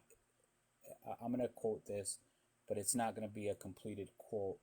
We wrestle with principalities and powers, and also the older texts include government in this text. So uh the being a good person, trying to live your best life, one of the things, and you can have a good idea of that today, because we're not in agreement of what our government is doing, but we're not doing anything about it either, and that's one of the things that I'm not saying to be at all. I'm not saying at all to be violent or to do things in a negative way. That's where people get the wrong idea. You know, we have to bring these things out to fruition in the way we operate our immediate lives, and then expand from that. Our immediate vicinity and the people that we deal with is who we should be shining our light on every day, every second of the day. You know, like you're saying, shine that light out. Get people up to a higher consciousness where they're not only worried about just going to work. I mean, those things are important, don't get me wrong, but we should also be looking at the things that are going to elevate us, you know, looking into different things than trusting, you know, like the you know, I have to be careful on what I say on here because I don't want to get booted off, but like the medicines that we take, the things that we were given as an idea on how we should live, definitely are things that should be questioned, you know. But Sanayaba, I want to get your thoughts on this, brother, because I know me and you line up a lot on our beliefs. So I'd like to bring you into this conversation full fledged, man. Um, I don't know. I really don't get into the whole bringing awareness and consciousness or whatever. Like a lot of people talk about doing this self-analyzation or chakra work or this and that. I more work on telling the people that they've got to first of all start ingesting right. You know, first of all, you got to eat things that are alive to actually wake up, right? Because we eat literally 90 to 95% pure death, and then you wonder why no one has any consciousness. So you can talk to them blue in the face. You can show them a million books on how the whole systems work and how you unlock the magic, but until they actually start putting things in that are good, it really doesn't matter. yeah, The that second lines up. thing I focus on is the ones who are already aware that they be now unlocked, like we were saying, that pre-programmed mission and agenda that they have to complete is more focusing on these people and awakening their gift so that they can produce more talents, Yeah, right? Because yeah, they were given a specific gift and task to accomplish, and that task they need to teach the others. And right now, I believe that the mission we're on is to bring awareness that this realm is going to perish and that we have to be aware enough to be ready to receive the call to gather to the location. There's a location yeah, that we have to get to somewhere in the world where everyone who claims to be a chosen one will go. Not the world. The whole world won't go there at this time. But at a time before all of the stuff starts to get really wild, that's when people will start to fully unplug. That's why a lot of people right now are slowly unplugging, because right. the And that's spirit kind of what I is getting them ready. Because a lot of people can't make the jump. Like I can make yep, the jump. Tomorrow I get called, you have to go to the wilderness, then I walk away. Literally just leave my house behind, everything in it, key in the door, and best of luck system. Keep your shit. It's not mine anyway. I came with nothing, I leave with nothing. exactly. And So I've that's attached kind of what I was myself to going nothing, and into. that's the thing is most people can't get rid of attachments. A lot of people are too infatuated with even their own family, trying to keep their unawake awake when they're not meant to.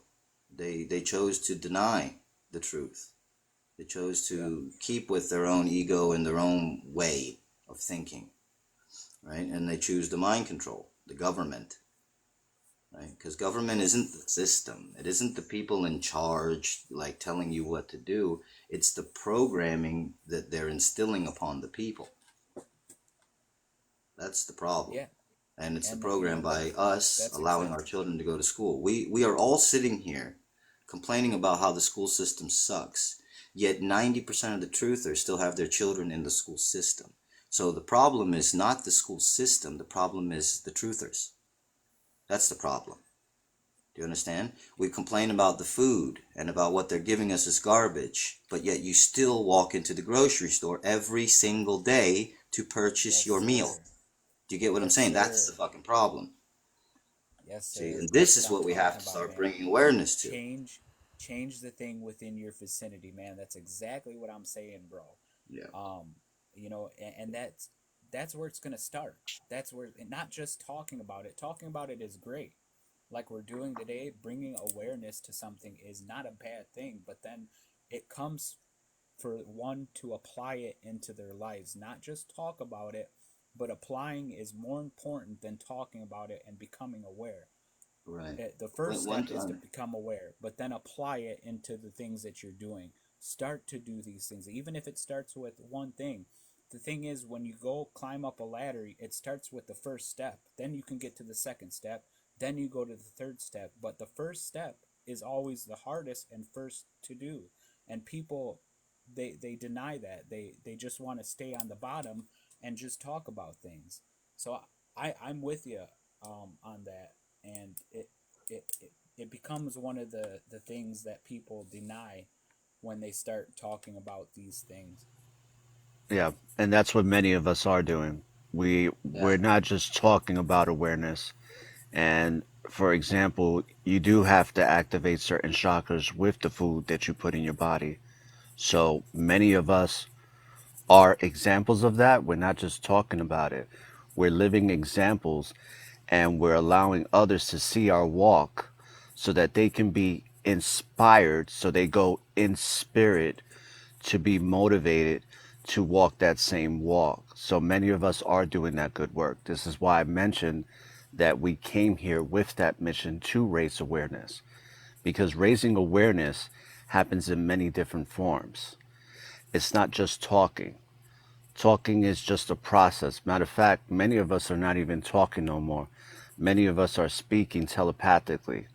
That's our form of communication. And those are the abilities that we came here with through our travels.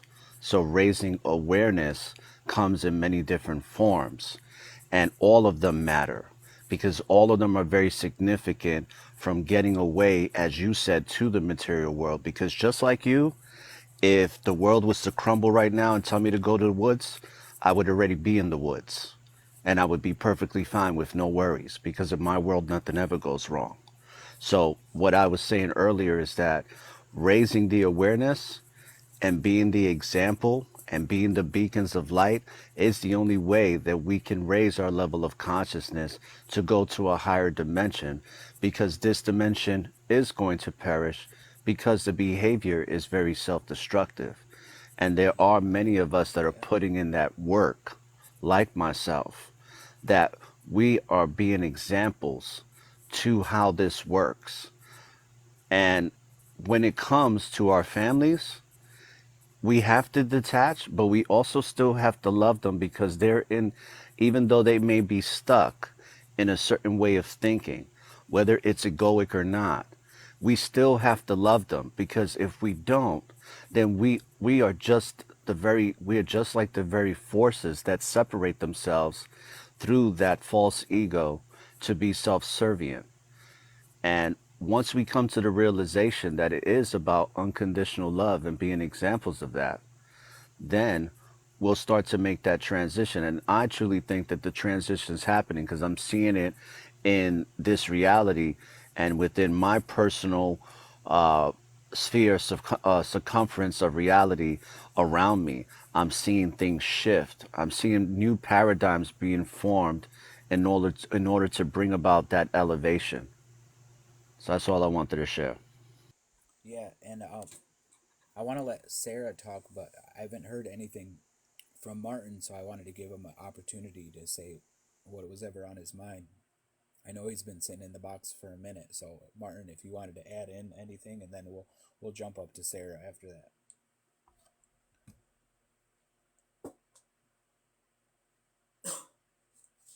Ladies first. Oh, thank you. I wasn't sure what the format is here. I do a lot of these discussion panels on TikTok here. I know a couple of the members um, in your panels here, so I'm familiar with a couple of them. And I have to agree with Aura. Many of us that are in these communities that are telling people what to do, we're not just telling them what to do. We're actually putting it into practice ourselves. I have 7 children. One of them is already out of the house. Another one has already graduated school. Every single one of my children, I've taught myself at home. I still continue to teach the other 5 that are still in school at home. It's not just something that I tell people to do. I've made that change. And because of that, my friends in my local community have also made that change to take many of their children out of school.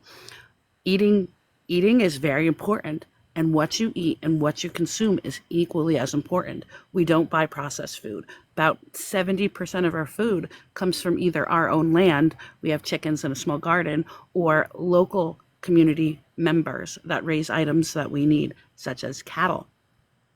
We make trades to do that. We barter with people. I'm in a business where I get a lot of furniture, antiques, and stuff like that that I sell at my own shop. I barter my items with people around me. I learn how to use my assets to make my life, my children's life, and those that I am around better. I equally agree that what we put in our body is as important as the vibration that we're vibrating. So energy work is important. I am an energy practitioner.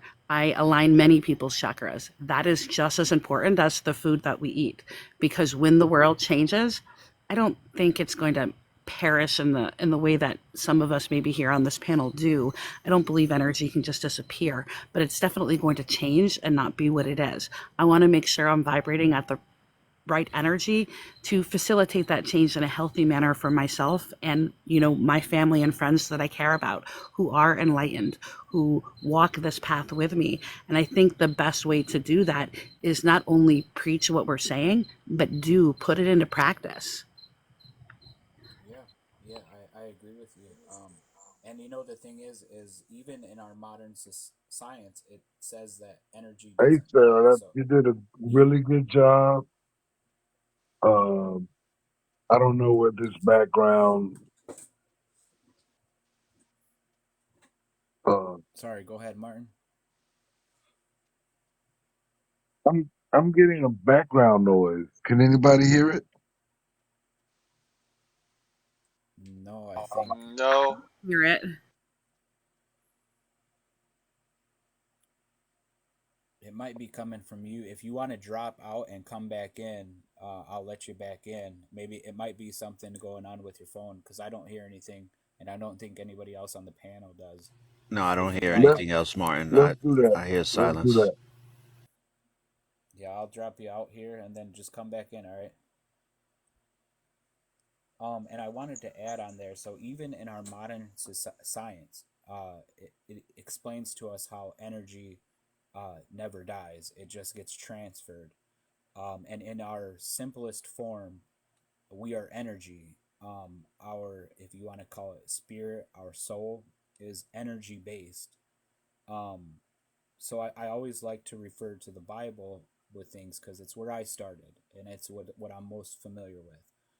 I don't know how long everybody's been here, but I was explaining how your journey starts with one thing, and then you have to build upon that thing. There's uh, something as significant as a creator can't be confined um, into one book. There's searching that you have to do, and even in that book it says, "Search and you shall find." Well, reading it goes way past reading. A lot of people just like to stop there, but my point being is that um, God spoke everything into creation. Speaking is a vibration, it's an energy. Everything was created with energy and consists of energy. So even in our simplest form, energy doesn't die. Our energy, our thing that actually is within us, not in our physical bodies, but more if you want to call it spirit, it's not going to die. It just gets transferred. And that's why, even if you wanted to keep it in the Bible, even if you wanted to start talking about like hell, it doesn't it doesn't get rid of it. It talks about an eternal damnation, a forever of being um, put into torment, um, and so it's just kind of going on in a different perspective on what Sarah was saying. Our energy in our simplest form doesn't get de- demolished. It doesn't get um, thrown away, or however you want to put it, it just gets transferred into something else, something, or it goes somewhere else.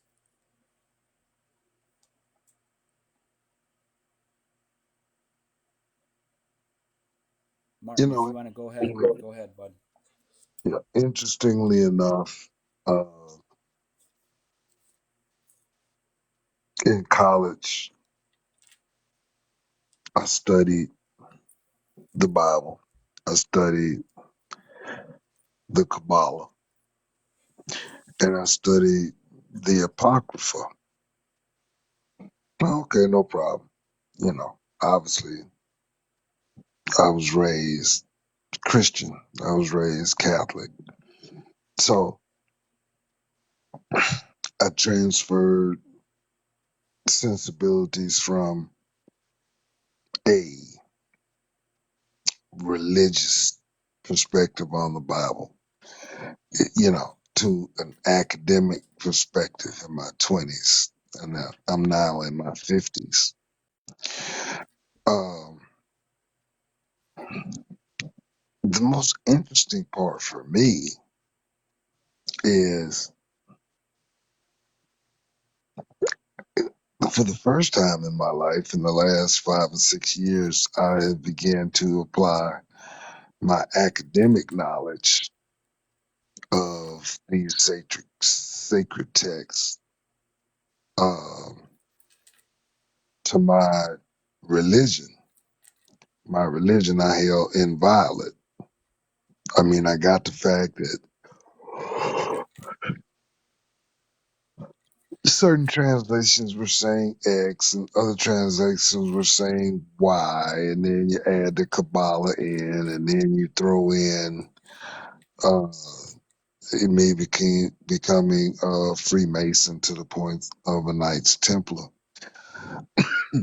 So I've got all this knowledge in my 20s, but it took 30 years for me to be able to properly place everything uh, to where it needed to be.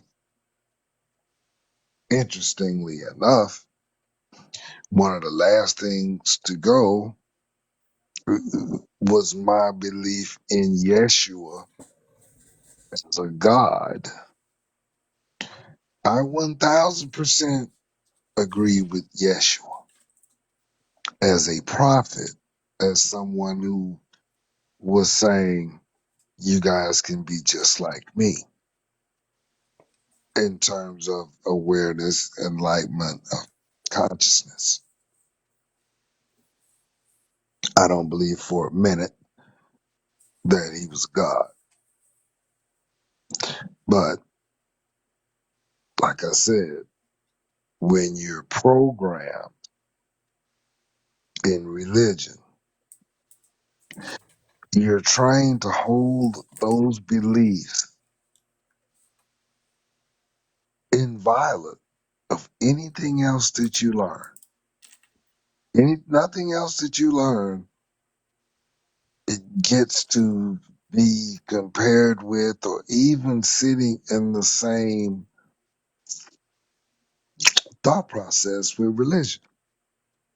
The reason why I laboriously took those moments to go into my histories, excuse me, is because that's what we're up against.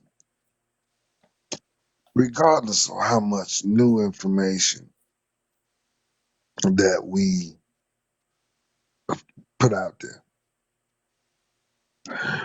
we're first going to have to get people to question their beliefs. That's got to happen first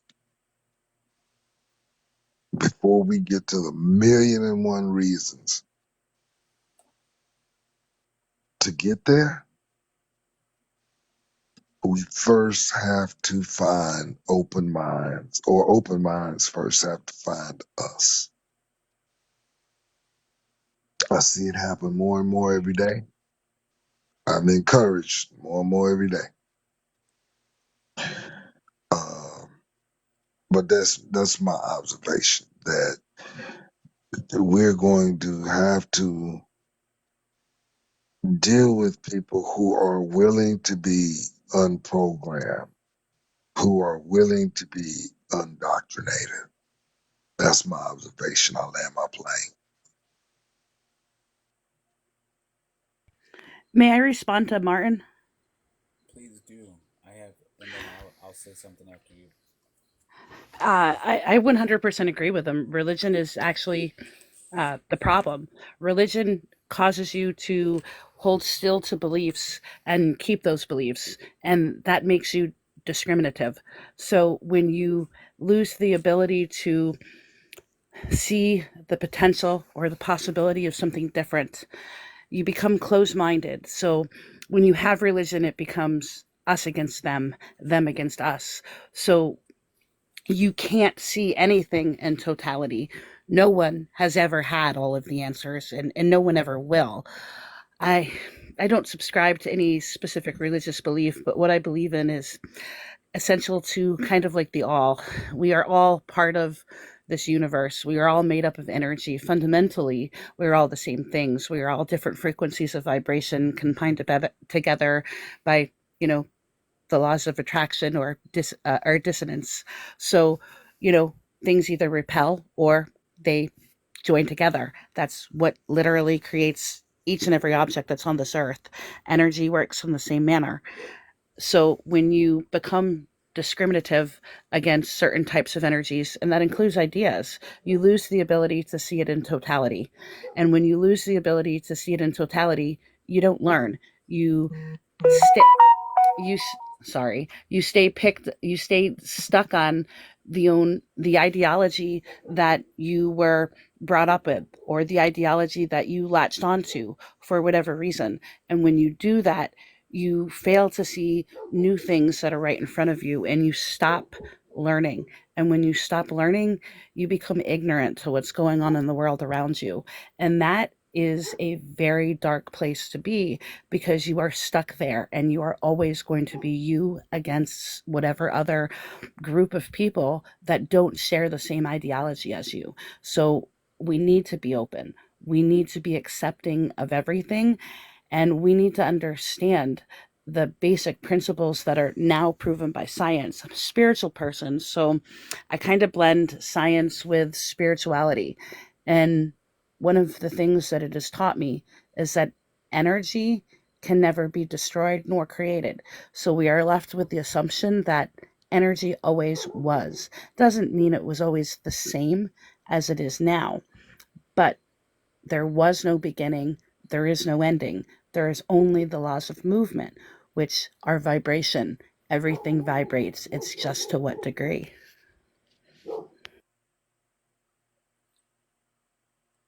Yeah, I know what you're talking about, and I in some cases I agree with you what you're saying a lot, um, and just to kind of give perspective. So I personally subscribe to Christianity. Now I don't want you to put me in a box or to be thought of being put in a box, because that's why we have these discussions. It's not to it's not to give an idea of a like a one world religion or anything like that, but it's just understanding that um even okay, let's keep it very simple, that in religions, in order for them to be believed, they have to have bits of truth. And I was just saying this earlier, that you have to be willing to venture out of the box that you were put in order to gain a complete idea, like you were saying, Sarah. Now that's going to involve discernment, and it's going to involve you applying these things to figure out what needs to be discarded and what needs to be applied. And the only way that you're going to figure that out is by attempting to apply them into reality, into your life. Um, I, for example, so if you ask me, anything about the Bible, I can probably tell you about it. But I've recently expanded out. So I've gotten the Apocrypha. and I'm working my way back. I've even started to I ordered a Quran just to kind of gain knowledge. I've read the teachings of Buddha. Um, and one of the things that I was explaining earlier, so one of the things that I gained from reading uh, the teachings of Buddha was that feelings in themselves are very unstable. So no matter if it's a good feeling, a bad feeling, a feeling of fear, and that we shouldn't operate on the premise of a feeling. You know, we should operate above that, understanding, being aware of the feelings that we do feel, but also um, working above them. You know, and there, like I was saying before, there's exceptions to that, because why do we get married? Because of the feelings that they give us. Why do we do some things? Because the feelings that they do give us. But just being aware and working within partially, but outside of that mostly, I think is where we want to be at. So I understand what you're saying 100%, Sarah. Um, and I a can lot I of ask you a times, question? yeah, you can go ahead. I'm asking this question because I just in the short time that I've been on this live, I've observed a couple things. And what I'm going to ask you is, are you using Christianity as a religion, or are you using Christianity as a philosophy? And if you don't know the difference between them, I will tell you. So I would answer that in both. Um, but the one thing that I'll explain is that I don't like to use the word religion. Personally, even before I expand it out, I understand that religion in itself is man constructed.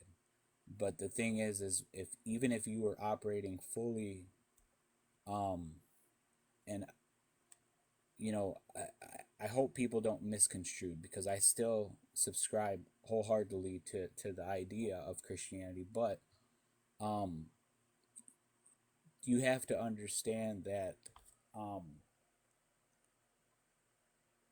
even even operating fully, it has to be a lifestyle. You know, it has to be something, and that lifestyle doesn't involve discrimination. It doesn't involve pushing away. You know, we can distance ourselves and be set apart or enlightened, but um, trying to speak love involves opening up and being open. So I would answer that question in a resounding both. For my observations here, you are a very open and accepting person. So I would venture to say that you don't use it necessarily as a religion, but as a philosophy. Reason being is philosophies are open. You can add to and take away from them. Christianity, no matter what sect of Christianity you are using, they have very clear cut rules, and they don't really allow for those different ideologies to come in. And you seem like an open person, so it's okay for you to believe in Christianity and follow it as a lifestyle and philosophy.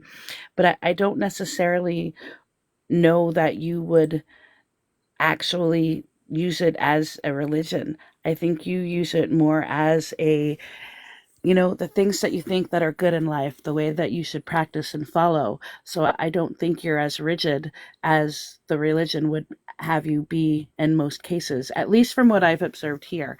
And that means that you are, very open minded, very open hearted. And that is really good. I think that's what people as a whole need to do. We need to accept the differences of others because we all have a piece to that puzzle. Yeah, and I want to thank you actually, because I take that as a compliment. But my only response to that then is, because I don't know how long you've been here, so I'll probably repeat myself for people who've been here for a while. But one of the things that I always say to people, and I've brought a lot of people into the Christianity and help them kind of find their way, is that uh, God, the Creator, cannot be confined into one book. It's impossible. You're not going to get the full idea. Um, you can make a book that's 1,000,001 pages, and he still cannot be confined. we can't even confine them into this world that we live in and how big it is. You can't do it. The idea is too grandiose to even attempt to do such a thing. So, in saying that, you have to look everywhere in order to find. Search and you shall find. Searching is not only going to involve reading one thing or many things, it's going to be searching around your vicinity, around the world that we live in. And I mean, that's my answer to it. I like, I somewhat, or no, not somewhat, I disagree with just putting me into just the philosophical category. Um, but I'm open because I understand things on a deeper level. I understand that um, even with the with the creator, there's like I said, you can't confine him. He cannot be confined. All right, for something that built something so grand, it can't be confined. Especially in our dimension, you can't put him into a box. You can't do it. So I guess that's where my openness comes into and starts to play a role because I understand that searching isn't only going to involve reading a book. It's going to have a lot to do with it, and it's going to give me a good place to start. You know, don't get me wrong. Everybody that I've kind of pushed towards this idea, it start there, and then build upon it. A good foundation is a good place to start, and then you start building your walls onto your house. You're gonna have to build upon that foundation, though. You can't just dig a hole, put your walls up on your foundation, and then be done with it. You have to keep building, and what I mean by that is keep on bringing in that knowledge, discard what needs to be discarded, and keep what needs to be kept. And you're gonna find that out with using discernment. You know. Truth repeater, I have a question for you, and I want to offer a suggestion, but I want to ask the question first. Since I've come here, you've mentioned that you're you're reading all these different books and that you subscribe to Christianity. So my question to you is, w- why do you why are you purchasing or getting hold of these books? What is it that what is your intention to get from these books that you're looking into, besides the one that you subscribe to right now in regards to Christianity? So are you referring to like me bringing up like uh Yeah, you said you were, purchasing a Quran? yeah, like you said you was reading the Quran and that you would read other books to So take the thing what's is, true out of it and then kind of let go so of whatever doesn't, whatever so is I'll not tell true. you very clearly. So in the Quran, it gives us a good description of where we actually live in. I don't know what you think of this world. So I started TikTok in the flat Earth community. I'm still involved with it. I still believe in it 100%. You cannot convince me that the world is round. Now, expanding on that, once you start to look at different texts and older texts, they actually give you a good description of the earth. Now, the Bible gives you a slight description. It and once you start looking at other things like the Quran, you start going into other books, you'll get a full picture of these things. And even going further than that, you start reading like the Epic of Gilgamesh. You start reading the Book of Giants, and expanding onto that. It's only going to give you a clearer picture of what was and possibly what is to come. Um, so the only thing, like, to answer your question simply, is to just get a clear understanding.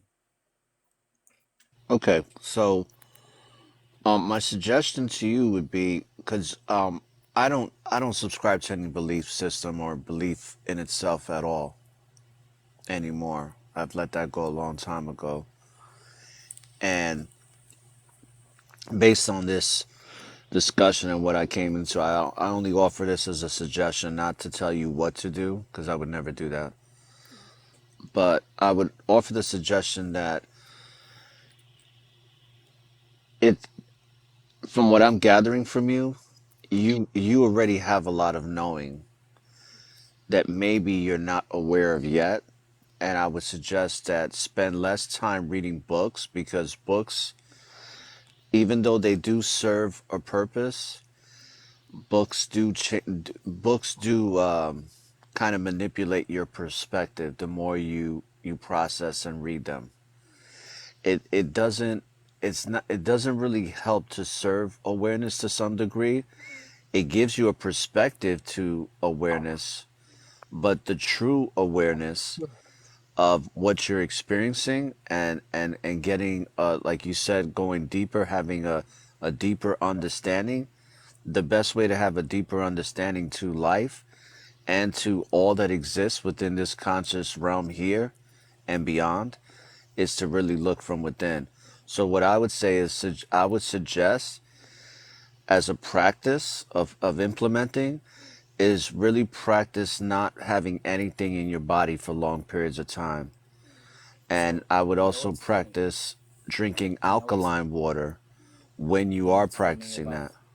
you know what's funny about you saying that? So I love to use the phrase that our eyes are the window to our soul, and our soul is the representation of the universe. Um, so I understand what you're saying.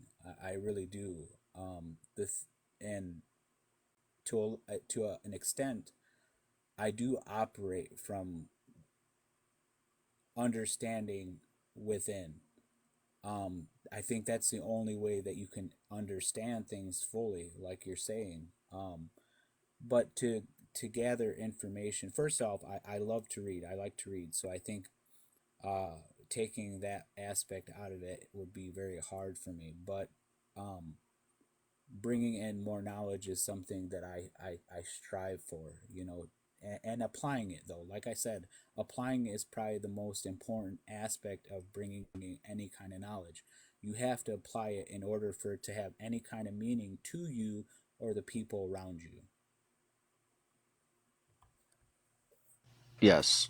And I enjoy reading too, but what I've come to realize and know is that a lot of things that I had read, I already knew.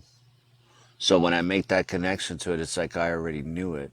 That's why I do a lot less reading, and I solely practice more introspection in what I'm experiencing, but also like I made the suggestion to you, is just try practicing not eating anything and practice just going from within, whether it's you want to do it through meditation or contemplation, but just try just not eating anything and not having anything in your body or any liquids. And then when you need to put liquid in your body, preferably put some alkaline water into your body so that you can be at an optimal pH balance level. And the reason why I'm suggesting that for you, and this is just the energy that I'm reading from you, is that what I'm feeling is that you have a deep understanding, and you'll have even a greater connection when you start practicing that, because so much clarity is going to be given to you. So the eyes are the windows to the soul, and the eyes will, the primary eye being the third eye, will start to activate more to where you won't need. And I listen, I like to read too. I love to read, and I think reading is much better than watching TV, that's for sure. But the thing is that when you really want to have a connection to the oneness of all that's within you, is when you don't put anything in your body and you get to see all the wonders in how the body works. Because the Bible that you read, you'll start to realize when you have nothing inside of your body and you start to read that book again, that book is going to look completely different to you. It's almost like you're going to jump into a portal to a whole nother dimension when you read that book, because you're going to start to realize that everything that goes on inside of your body is what that book is talking about, and that all of the allegorical stories are insignificant. They really mean nothing. It's pointless, because that book is really an interpretation of what goes on inside of you and nothing else. So I'm just offering that as a suggestion, because in my journeys fasting and not and I fast for long periods of time only because I've been practicing for a long time. So I can go without eating for 10 days. I can go without eating for 15 days if I want, and I would be perfectly fine. But I've practiced that. But I would make the suggestion to you to just go, maybe go 24 hours, then try to 48 hour, then go 72 hours, and just practice the not eating anything, and just being at peace and stillness, and closing your eyes, and just allowing for everything to come to you, because everything that it is that you're searching for is already there. The answers are already there. The knowledge is already there. The knowing is already there. And I don't tell people what to do, but I would suggest that let go of beliefs, because beliefs are binding. Beliefs are lies. It's, like that's why you hear a lot of people say that the word belief has the word lie in it. There's a reason for that. Beliefs are not, they're not solid. They're not grounded. They're very misleading. So as I just offer that as a suggestion, because as I'm hearing you speak, I can hear in what you're saying that you do have a deep understanding. And that's why I asked that why, like why are you purchasing these other books to search for deeper understanding and meaning?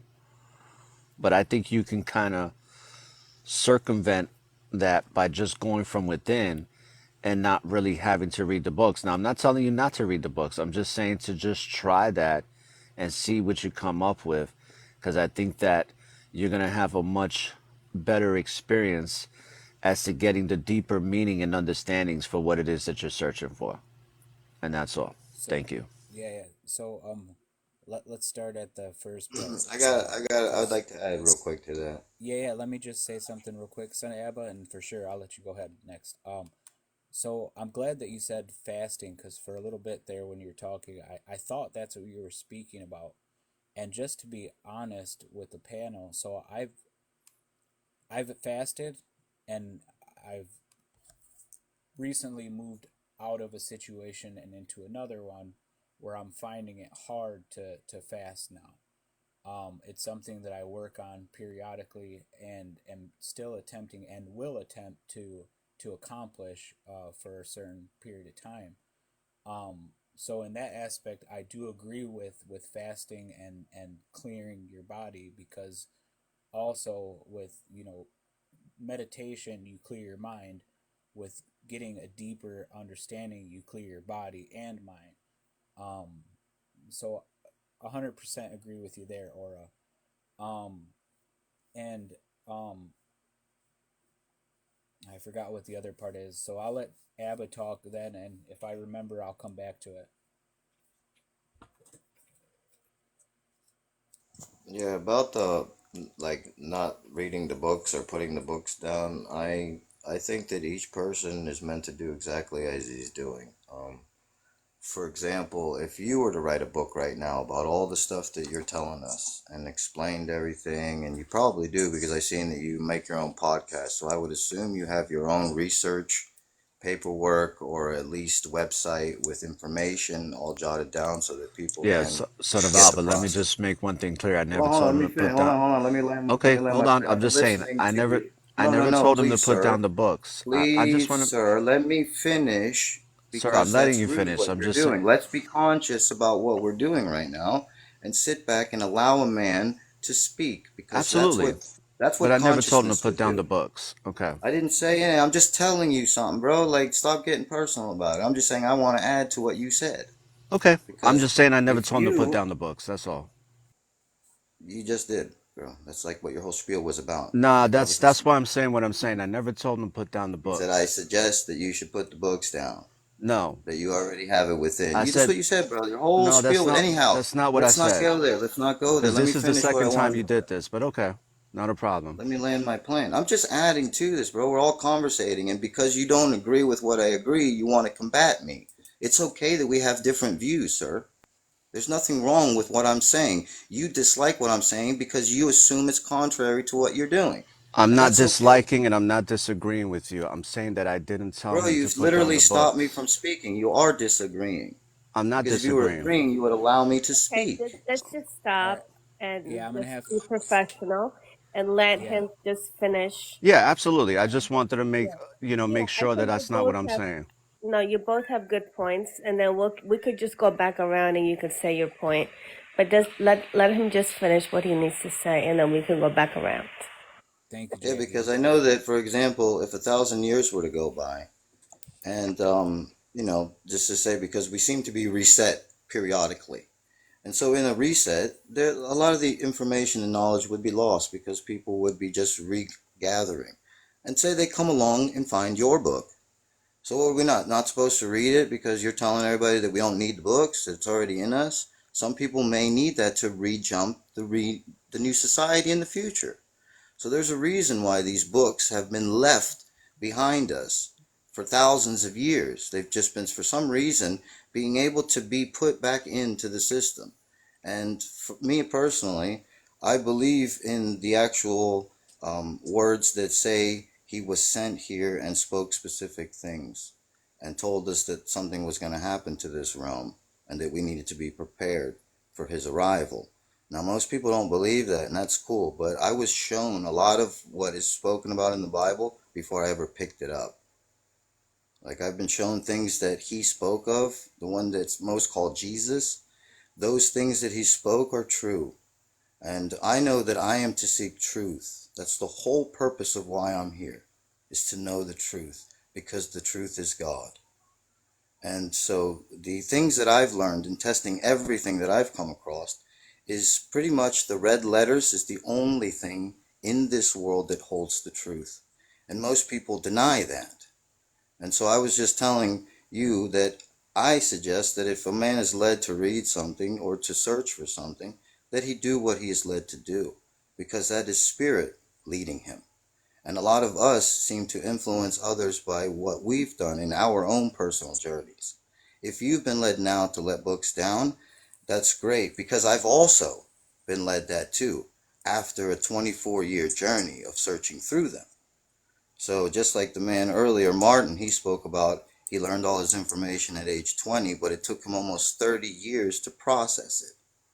So, like, we should just allow people to do their things. And me personally, I think books are very important because knowledge is power. And knowledge comes from books because it came from the mind that a man had that was given to him by God. And then he inspiredly wrote it down to help the future. Just like all of us who are making our own things, hoping that we can preserve them to help our future. And now I land my plane. Oh, just to let you know, I don't have any books that I've written. And like Pan wrote, the Akashic Records and the books that I go off of is the book that's within my DNA. I have a whole library of DNA that I can access at any given time. So I just want to make it very clear that I'm not trying to influence Truth Repeater at all. I offer the suggestion. I didn't try to impose anything that I've done or am doing onto him. And I made that very clear when I told him I'm not trying to tell him what to do, nor will I ever. I also said that reading books is good, but to try to look from within. That's the point I was making. I wasn't making influence. So your assumptions of me were completely inaccurate. So that's all I'm going to say. Thank you. Is it okay if I speak? Yeah, go ahead. What's your name? Chad. Hello, Chad. everyone. Go ahead, bud.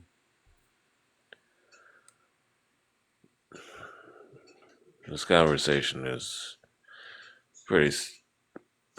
I shouldn't say it's stupid, but it's going in a stupid direction.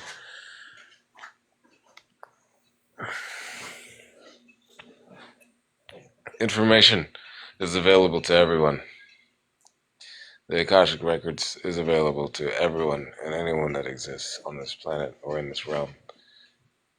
I find it hard to understand why anyone thinks that it's not, if anyone does think it's not. Does that make any sense? Yeah, go Mm, ahead. Yes, it makes sense. Keep going, Chad.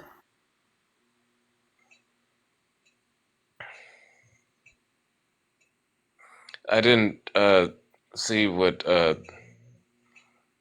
point was of the argument that just happened a moment ago. No, I think what the argument There was. wasn't an argument at No, all. yeah, there wasn't an You know what I argument. mean? It's So if just you perceived one, that was improper. All I was stating was is I just wanted to add on to what he was saying. I just gave my personal opinion and what yeah. I've gone through. That's all I did. It was just that it was seen in a different light. So you assumed that whatever an argument, but there's I'm not. No one argues, right? Most people just give their opinion, and other people disagree with it. I was just stating that he was saying something, and I just wanted to add to it. That's all I did. No, it was Yeah. just like somebody over speaking somebody else, but it wasn't an argument. It was just, people viewing their point of views and over speaking over each other. But it Right. wasn't an argument. It wasn't an argument, Chad. He made an assumption, and I just wanted to remind him that his assumption was inaccurate in what I was conveying when I was speaking. That's all it was. There's no argument. I have no ill will to this man. Yeah, I think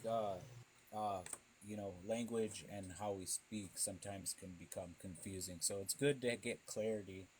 And I'm glad that you guys kind of worked it out there, because sometimes we need to get into not to say it negatively, but into a verbal To the muscle host, where you we may really we understand. cannot really hear you. So if you could probably I don't know, Sorry, get I was. yeah, Is this better? Yeah. no, no. No. Yeah, Mm, I can hear you. You sound like you're kind of far away from the yeah, microphone. you're far away from the mic. Yeah. Does this help a little bit better, or is it still pretty low? Low. Let me see if I can change something. Hold on. He's pretty soft spoken though. Well, if you have an Android, I don't know if you have an Android. Um, I had to learn that the earpiece does not pick up your voice. You have to speak directly into the phone. But Yeah, I is don't know this if that better? helps. Yes. Yes, it's better. That's better. Mhm. All right. Yeah, I just had to turn off my phone microphone. I think I was using my phone microphone and it doesn't work as good as my Bluetooth, so I turned it off. Okay, so no, it's good that we get clarity. So like I was saying before, I don't look at things bad, or I don't even like to use the term bad. So even in a discussion like we're having today and we have a misunderstanding, words by themselves and communication can become understanding just by the words that we speak. So it's good to get clarity. And, sometimes we get a little bit touched in a bad way, when somebody challenges us or wants to get said clarity. Um, but now to kind of divert from that, and we'll just leave that alone.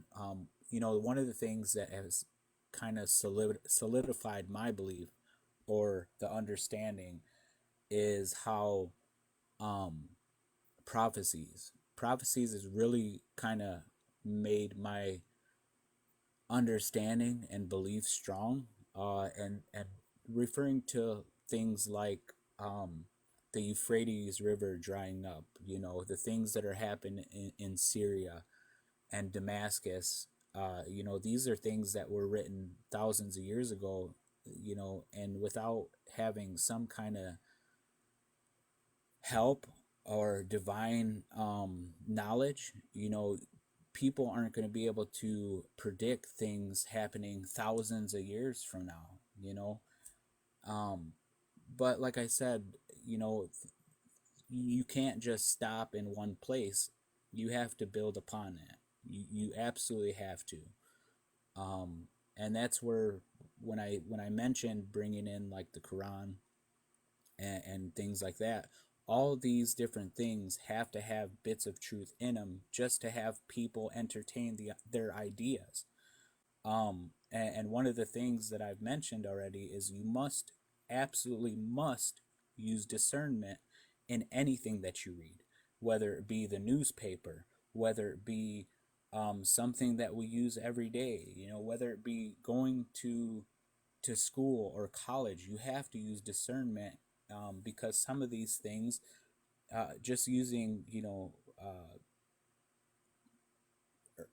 previous history, or some things that we've thought were absolutely conclusive, defined in concrete, then we find out 100 years later that it has to be changed. You can't subscribe to something 100%.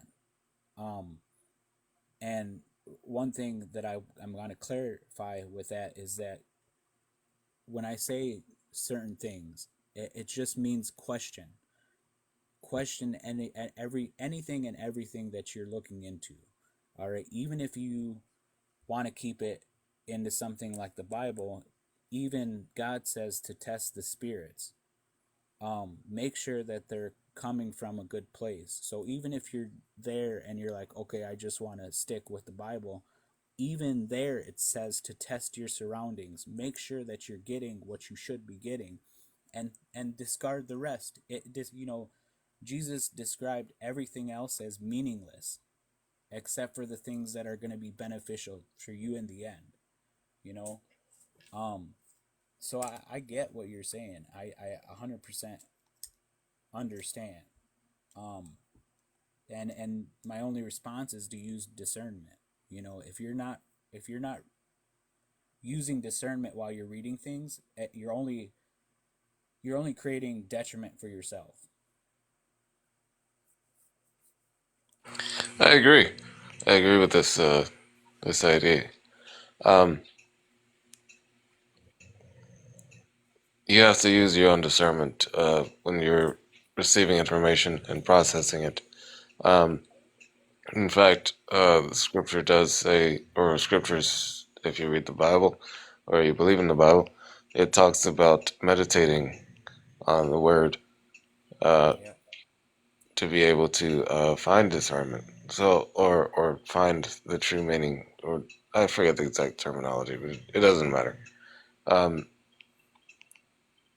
It's very important when you're reading something to gain an understanding, your own personal understanding, especially something that is hidden from the masses, if that makes any sense. Yep. Hopefully it does. 100% agree. And I haven't given Jackie a chance to kind of chime in on this. So Jackie, if you want to go ahead and add on to anything that we're talking about, the floor is yours. Yes, I just wanted to say that knowledge is very important. I grew up as a child wanting to read and write and learn everything. It was like I wanted to devour everything, every book, everything that I could touch on. I wanted to memorize every poem, every prayer, everything. Knowledge is good. Reading is good. So read, what it is that attracts you, anything, everything. Be alert. Be very alert of your surroundings, because sometimes the books will come to you, what you need to know, your knowledge. The creator will bring those books to you. That's why you have to be alert. A lot of us live our lives. We wake up in the morning and we do our routine and we go to work and we do our thing, but we're not awake. We don't see the signs, and the signs are there in front of us. And a lot of the signs are what I found is the books that or newspapers or magazines or just signs, billboard signs, anything that God wanted, or the creator. I don't want to say God because I know the G word, it interferes with a lot of people's beliefs. But either way, the creator just wants us to read, but we have to be awake. That's my point. We have to be awake. We live our lives, and when we're young, especially when we're young, we live our lives um, kind of like asleep. And we don't, well, not when we're young. Let me rephrase that. When we're very young, when we're children, in our childhood, we're very weak, very, very weak. But then experience happens, things happen, in our childhood, in our experience, in school, bullying, our parents get divorced or whatever, things happen in our lives that affects us. So then we lose that inner childhood of us. We lose it, that innocence. We lose it. So then we go back to our young adulthood. And that's when we should, that's when we go into, the school, and we should start reading everything that we can to get back to that place that we were when we first came to this earth, and to be aware and awake of everything that surrounds us, because we are surrounded completely every day by spirits, by our guides, by our angels. We may not see them. Some of us may feel them. Some of us may sense them. Some of us may actually hear them talk to us, but not everybody has that ability. But they can guide us, and we can be awakened with our eyes, and they will lead us. They will lead us to the right corner, to the right store, to the right book, to the right message, to the right telephone call. To it's all serendipity. It really is. So once you're in the knowledge and you know everything, that's when I agree with you. You have to use discernment. You have to use discernment. You have to decide, what is truth and what is not. And you have to make your choice. And a lot of us are not as lucky to make our own choice. A lot of us are not as lucky because we grew up in a religion, whether it's atheist, whether it's Judaism, whether it's Hinduism, whether it's Islamic, whether it's Christianity, where we don't have a choice. A lot of us are born where we have to be forced into that religion until we become an adult. And even as an adult, in a lot of the religions, we're not even able to get out of it, which in my opinion is like a cult. So I think we're fortunate enough, for those who are fortunate enough to be able to make a choice, whether today I heard somebody on the live that they weren't forced to be baptized. It was up to them. They'd left, it was their choice to be baptized or not baptized. It wasn't my choice. It wasn't my choice. I was baptized. But as I grew older, because I am a Christian, I wasn't forced into my Catholic religion. It was my own decision to be, a Christian. That was my decision based on my experiences and based on what I've read. And that's something that I am grateful for, because not everybody has that opportunity in this world. And I based it out of because I went through atheism. I was an atheist as well. I was agnostic. I went through those periods of my life, and then I always went back to Christianity. But right now I could say I'm like probably 80%, 20%, 80% spiritual, 20% Christianity, Christian. I don't per se believe in the Bible completely. I do believe in Joshua 100%. I believe in Joshua. I believe in many things. I can't say I don't believe in like the Holy Communion, and I go to church when I need to go to church. That's on my time. I don't do the rituals. I don't do the confessions. I don't do. So it's like 80-20. I'm 80% spiritual. I'm 20% religious. You know, that would say me. But that's my choice. That was my choice. It wasn't, nobody forced that upon me. And that was my choice based on my experience in my life, what I went through, and also included with what I've read. I read a lot, because I've read, a lot about other religions as well as Hinduism, Buddhism, and that was my choice. And I am grateful to be given the choice that I have to do what I believe in. Yeah, and just to add on to that, and then I'm gonna let John talk. Well, so even if you wanted to stick with something like Christianity, first you must understand it fully, because if you read the Bible, or if you have, then you'll understand that that choice to be baptized has to come from you. It can't be like the Catholicism where you're baptized as a little baby, and then you're good to go. It doesn't work like that. Even Jesus had to come into this world and had John baptize him.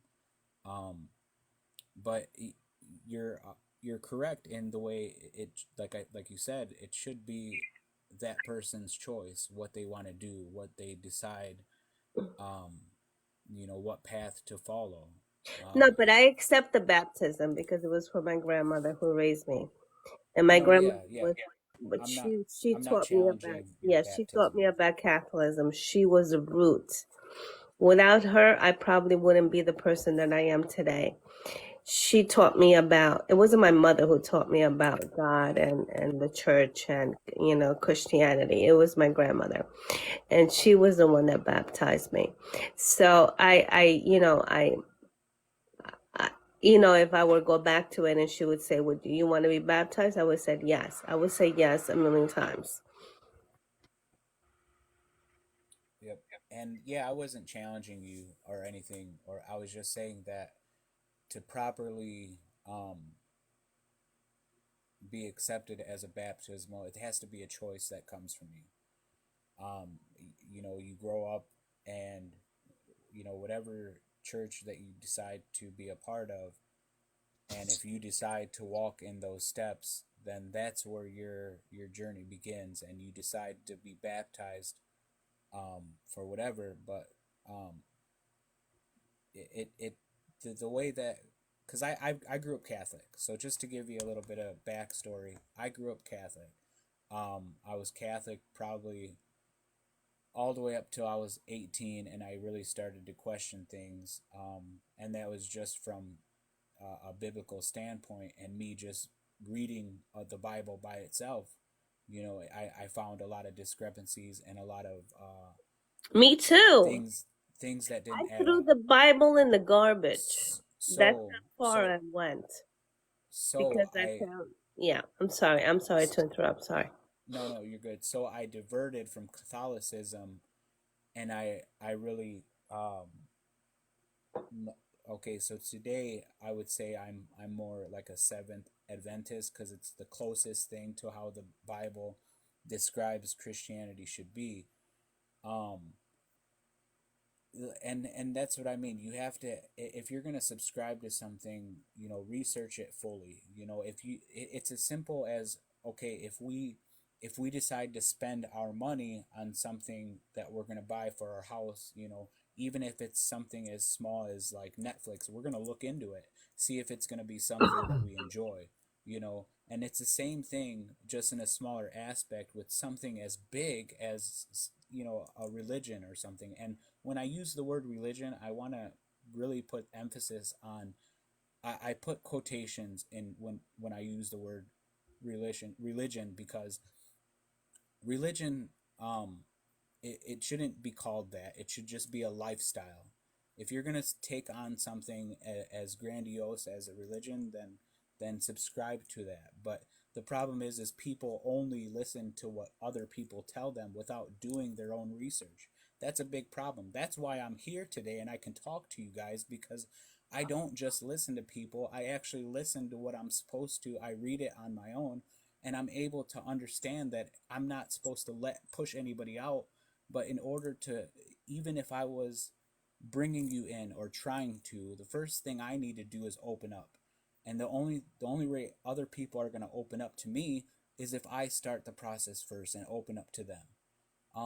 And I'm not saying that I'm attempting to do anything here today as far as that goes. I'm just saying that if you're going to do something, you first, as the person giving a speech or talking to other people, being involved in a conversation, you first must open up for others to open up to you.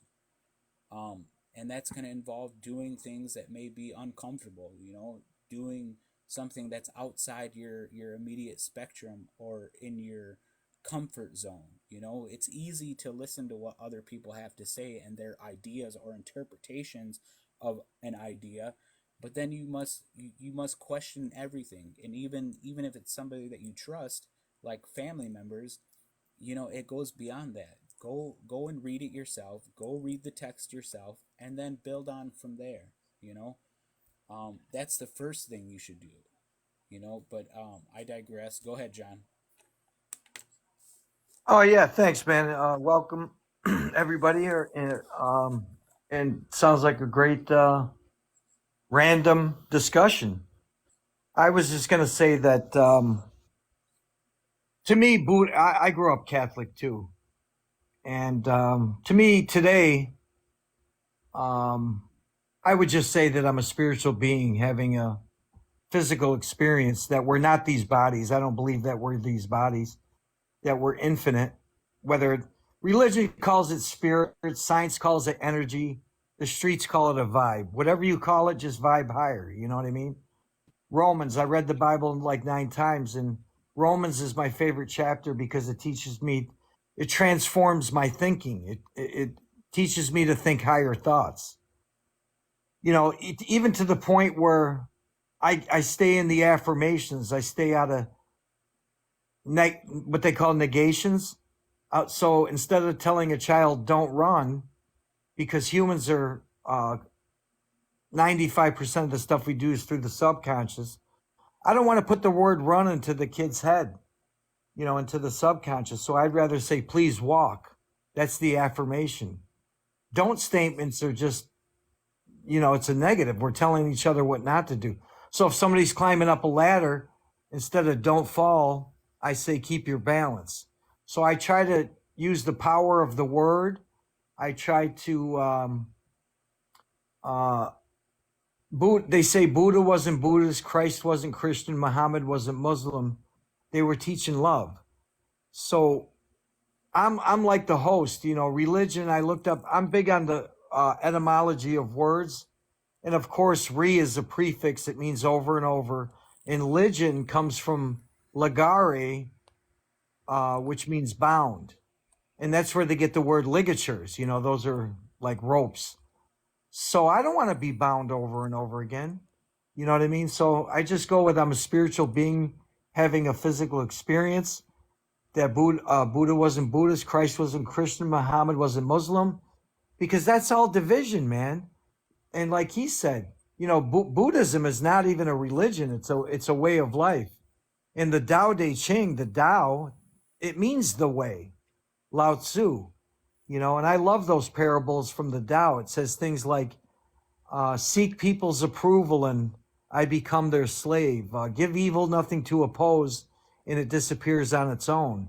So my point, just to sum it up, because I know humans love brevity and simplicity, I change the way I look at things, and the things I look at change. When I heal, the world heals. It's all an inside job. If I don't go within, I go without. The angels, the demons are all within me. The enemy is within me, and the Savior's within me. I am means God, so I believe that we are all this images of this thing that Some people call the universe, some people call it God, some people call it a divine algorithm, and some call it higher consciousness. But whatever I call it, it's all inclusive. And none of you guys are going to HE double hockey sticks. You know what I mean? That's where I'm at today. I'm not into the division thing anymore. And I felt like that's what religion, as a kid, I just felt like religion's something that's not right about it. Our Father is going to could possibly throw me into this eternal damnation. And every time I've asked Christian people that have kids, I says, is there anything that your child could do that you would put them in eternal damnation? And they've actually told me, John, there's nothing my child could do that I would do that to him or her for a millisecond. And these are Christians Yeah. that told me that, so You I know the got away crazy from all that. you know the crazy thing about you saying that. So I agree with you, and I know Son of Ava wants them to say, but let me just say something real quick. Is that I've tried to talk with people that call themselves Christians, but like I said before, if you look at anything or try to bring any kind of knowledge in, you absolutely have to bring in discernment in that factor. And it, even if you do your reading and you look into these things, we are sons of God. So what does that make us? A smaller version, right? If something, only things can make the same things in its kind. So if a giraffe creates a being, it's going to be a giraffe, and we can go on and on that same premise. So if God created us and he even explained that we are in his image and his kindness, what does that make us? First of all, in our form, we are lesser than that until we can achieve that, but we are still, in our simplest form, our energy, we are like God's. And even like I've said this before earlier in this live, that I have things that I battle with within me, that I still have to find my way around them because of the indoctrination, because of the box that some of these religions or the ideas put you in. And the thing is once you start looking into them for yourself and not just listening to somebody's interpretation of them, you'll get a clearer understanding of them. So you are correct, and that's what I subscribe to, John. Is that you are a light being, created by a creator, God, and and you have a purpose here, and that purpose is grand because we are the grandest on this plane. Whether you subscribe to that, every animal that's here is important, but we are the top of that, if you want to call it, food chain. We do hold the cards. We don't hold them correctly. Let me point that out, but we hold them. Yeah, and I just wanted to end with so I'm not going to start my day with the news because it should be called the bad news. And they have an unwritten slogan: if it doesn't bleed, it doesn't read. You know what I mean? Yeah. So I'm not going to start my day off with that because that unalives my creativity and my deep thinking skills. And the reason I say that is because I believe that we are the creator. What is that? Oh, is that, you hear that? Yeah, mute your mic, bro. I believe that we're the creator's creation, created to create. Yeah. So We're here to co-create. everybody, Yep. just to let everybody know, we got about 10 more minutes. My batteries on my headset are going dead, and I'll have to charge those up. Plus, it's about bedtime for me. But I'd like to get everybody's final thoughts here and kind of give you guys enough time to put those final thoughts in without giving you some time restraint. So go ahead and we'll start off. Newhouse, I know you just got here, so if there's something first off that you want to add, I don't know how long you've been in here. Yeah, Go well, ahead, no, the floor is yours. I chilled on your stream couple times or something. But I just wanted to ask you if like, I watched some crazy like debate streams, and I was wondering if I like shared it to you, if you'd want to pop over or something, and maybe like join up talking about stuff. Yeah, I think after this one, I'm probably gonna hop off and hit the sack.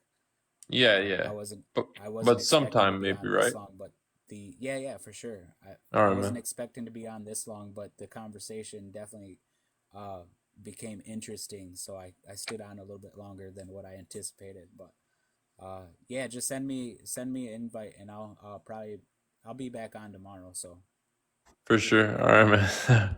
Chill. but Sounds good, bro. go ahead. All right, no problem. All right, go ahead, Jackie. Hello? Yeah. No, I just wanted to question you. You said you were a 7-day Adventist, right? Yeah. Okay, that's interesting because when I was growing up at 7 years old, my best friend was a 7-day Adventist, and she is my BFF.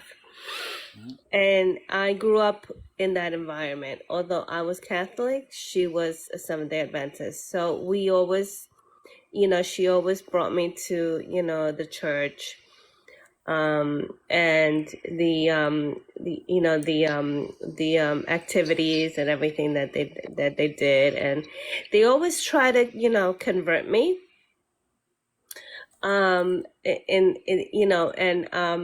I could even say till this day they try to convert me to 7-day Adventist. And I also have a friend who's she's a oh my god, I'm not thinking right now. It's so late. That's why I'm not thinking. It's she's oh geesh. Okay, well anyway. So the whole point is of my conversation is I always respected the other religions. I respect all religions. I always partook in the activities. Whenever they invited me, I always went, and I enjoyed it. I enjoyed it. Because I think at the end of the day, and this is why I'm telling you this. Oh, a Jehovah Witness. I had a good friend of mine too who was a Jehovah Witness. And she always was my friend, and she'd always, try to convert me, but not in like a very, forceful way. It was like, but I have to have gratitude for both of them, the 7-day Adventists and the Jehovah Witnesses, because they taught me a lot of things of the Bible that I didn't learn in catechism. When I was, or that I learned in catechism, but I forgot. Are you from New Jersey? Yeah, I'm from Jersey. I heard it because I got some aunties in New Jersey. All right, go on. Yeah, I'm a Jersey girl. So anyway, and so my point is just, I don't want to make this long because I know you gotta go. My point is that, you have to just have respect for religions. And, if they do invite you and they do want you to, they invite you to a ceremony, whatever, take the time, take the time and just do it, just to not only to please them as your friend, but also out of respect for their beliefs. But it doesn't mean you have to join them. It doesn't mean that you have to do anything, but just do it out of respect. And, and then out of it, you get knowledge. I got a lot of knowledge out of both religions, a lot of knowledge. See, all religions give you some type of knowledge. Okay, you learn from everything. You learn from all religions. You get something, a little something, and then you take it inside of yourself, and you transform it into you, and then you do what you want to do with it. But the ultimate truth, and I've said it so many times, the ultimate truth of what all religions really go by is this: do unto others what you like them to do unto you. If you live by that rule alone, do unto others what you like them to do unto you, we will all end in the same place at the end, whatever the end is. I want to respond to that real quick, and then I'm Okay. going to pass it on to the Chad. So I agree with you. Jesus said the essence of the scriptures is to love your neighbor as you love yourself, and that involves anybody that has a differing opinion. One of the things, just to give you a little bit of backstory, so my family is primarily Catholic. I don't necessarily agree with Catholicism, but I give them respect, and I join. I've been to masses, and if they ask me, I will go to a mass. I mean, they know what I believe, but you're absolutely correct. Give respect, and respect also will come back to you. And the one thing that brought me to Seventh Adventist was that it followed closely to the scriptures.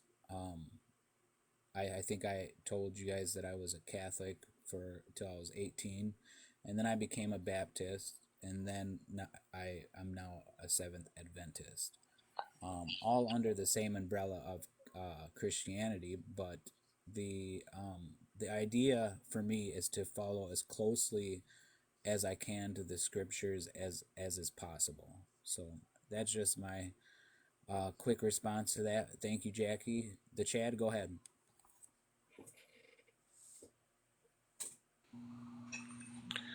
Hello, everyone.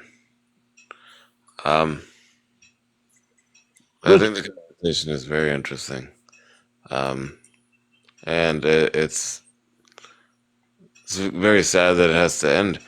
I was raised as a Jehovah's Witness, actually. So it's very interesting that I've been hearing conversations mentioning the belief system, or the different systems, actually.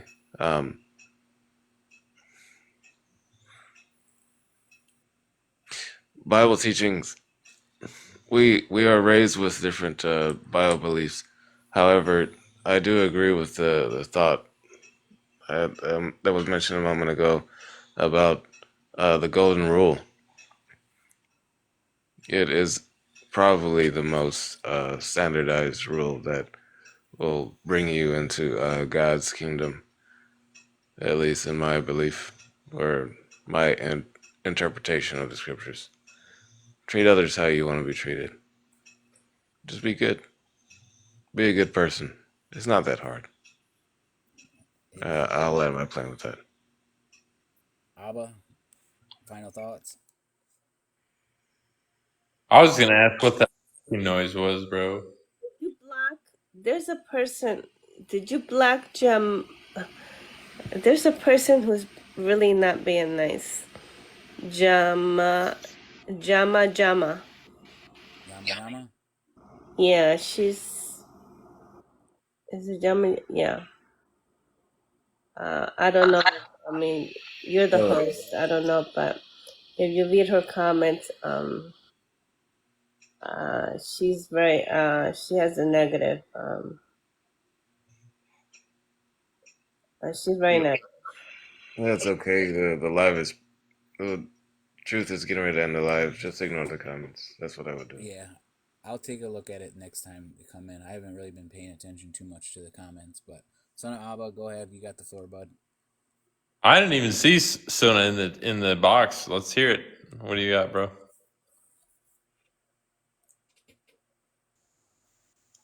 Really not much. I've just been listening, man. Sometimes I have what to say, and right now I'm not led to really speak, but you guys want me to speak, so now I've spoken.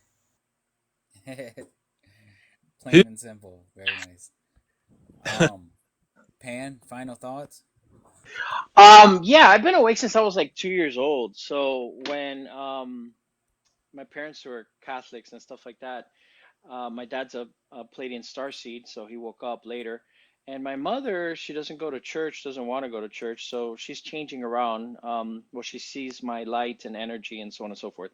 But long story short, I knew that once, when I was 2 years old and going to church and everything and being around, I knew what the truth was because I was in higher consciousness. I have been in higher consciousness, but in different stages of higher consciousness, and inner peace, back and forth, depending upon my ages and the stuff that was going on in my life, the traumas that got in the way and, so on and so forth. But I stayed in higher consciousness. But to finish, I knew when I was in church, I knew it was a lie. I knew the politics, I knew it was a lie. So I didn't need to read any books or anything because I was in higher consciousness and inner peace. So that's all you need to do. And then when you're there, you just connect with the universe and then you just get all the answers. And not all of them all at once, of course, but you're on a specific path. So your higher self will help you, or your guide, or your guides, or ancestors, or soul family, however you want to say it. But, I always had spirits and other species that helped me along my path, like the Atlanteans, the Lyrans, and the Fae, and my female Arcturians. And so, when I always questioned, they were always there. And also, so I had a huge family, like in the spiritual realm, but really in reality, they were true. So, but once you get to higher consciousness, then you have those other species or other beings from past lifetimes or spirits in a spirit realm and higher dimensions that are there to speak to you. So that if you're not able to connect to the Akashic records sometimes, which you can't in certain situations, then that's what they're there for. They can get you the information. Then you start getting how do you get confirmations, when you do receive the information and so on and so forth, if it be numbers or whatever else. I mean, there's many instances. So just to let you know that being in higher consciousness, you're connected to the universe. So you're connected to everything and you can find everything that you need. So, and you have help there. So I tell people is meditation, grounding with Gaia, and chakra healing frequencies. I do them every day. I do them at once, if you want to spread them out, go ahead, but time constraints and stuff. But getting to higher consciousness, once you get there, then you'll be able to find all the answers that you need. And that's going within your soul. Everything starts from your soul. When people say they speak from their brain or from their heart, yes, you can, but everything starts from your soul first, So, and that's where everything begins, from when you were created. So, I'll leave it at that. All right. Well, first off, I want to thank the panel for coming up and adding into the conversation. I think this was a very fruitful conversation. And I just want to end with this. No matter where you are or who you're with, you can always learn one thing from anybody, but it comes up to you to decide and embark on that opportunity. But at that, we'll end the live, and I hope you guys have a good rest of your night, day, wherever you are in the time. Well, thank you. Thank you for having me up. Yeah. Take care, everyone. Thanks, bro. Good night, everybody. Good night.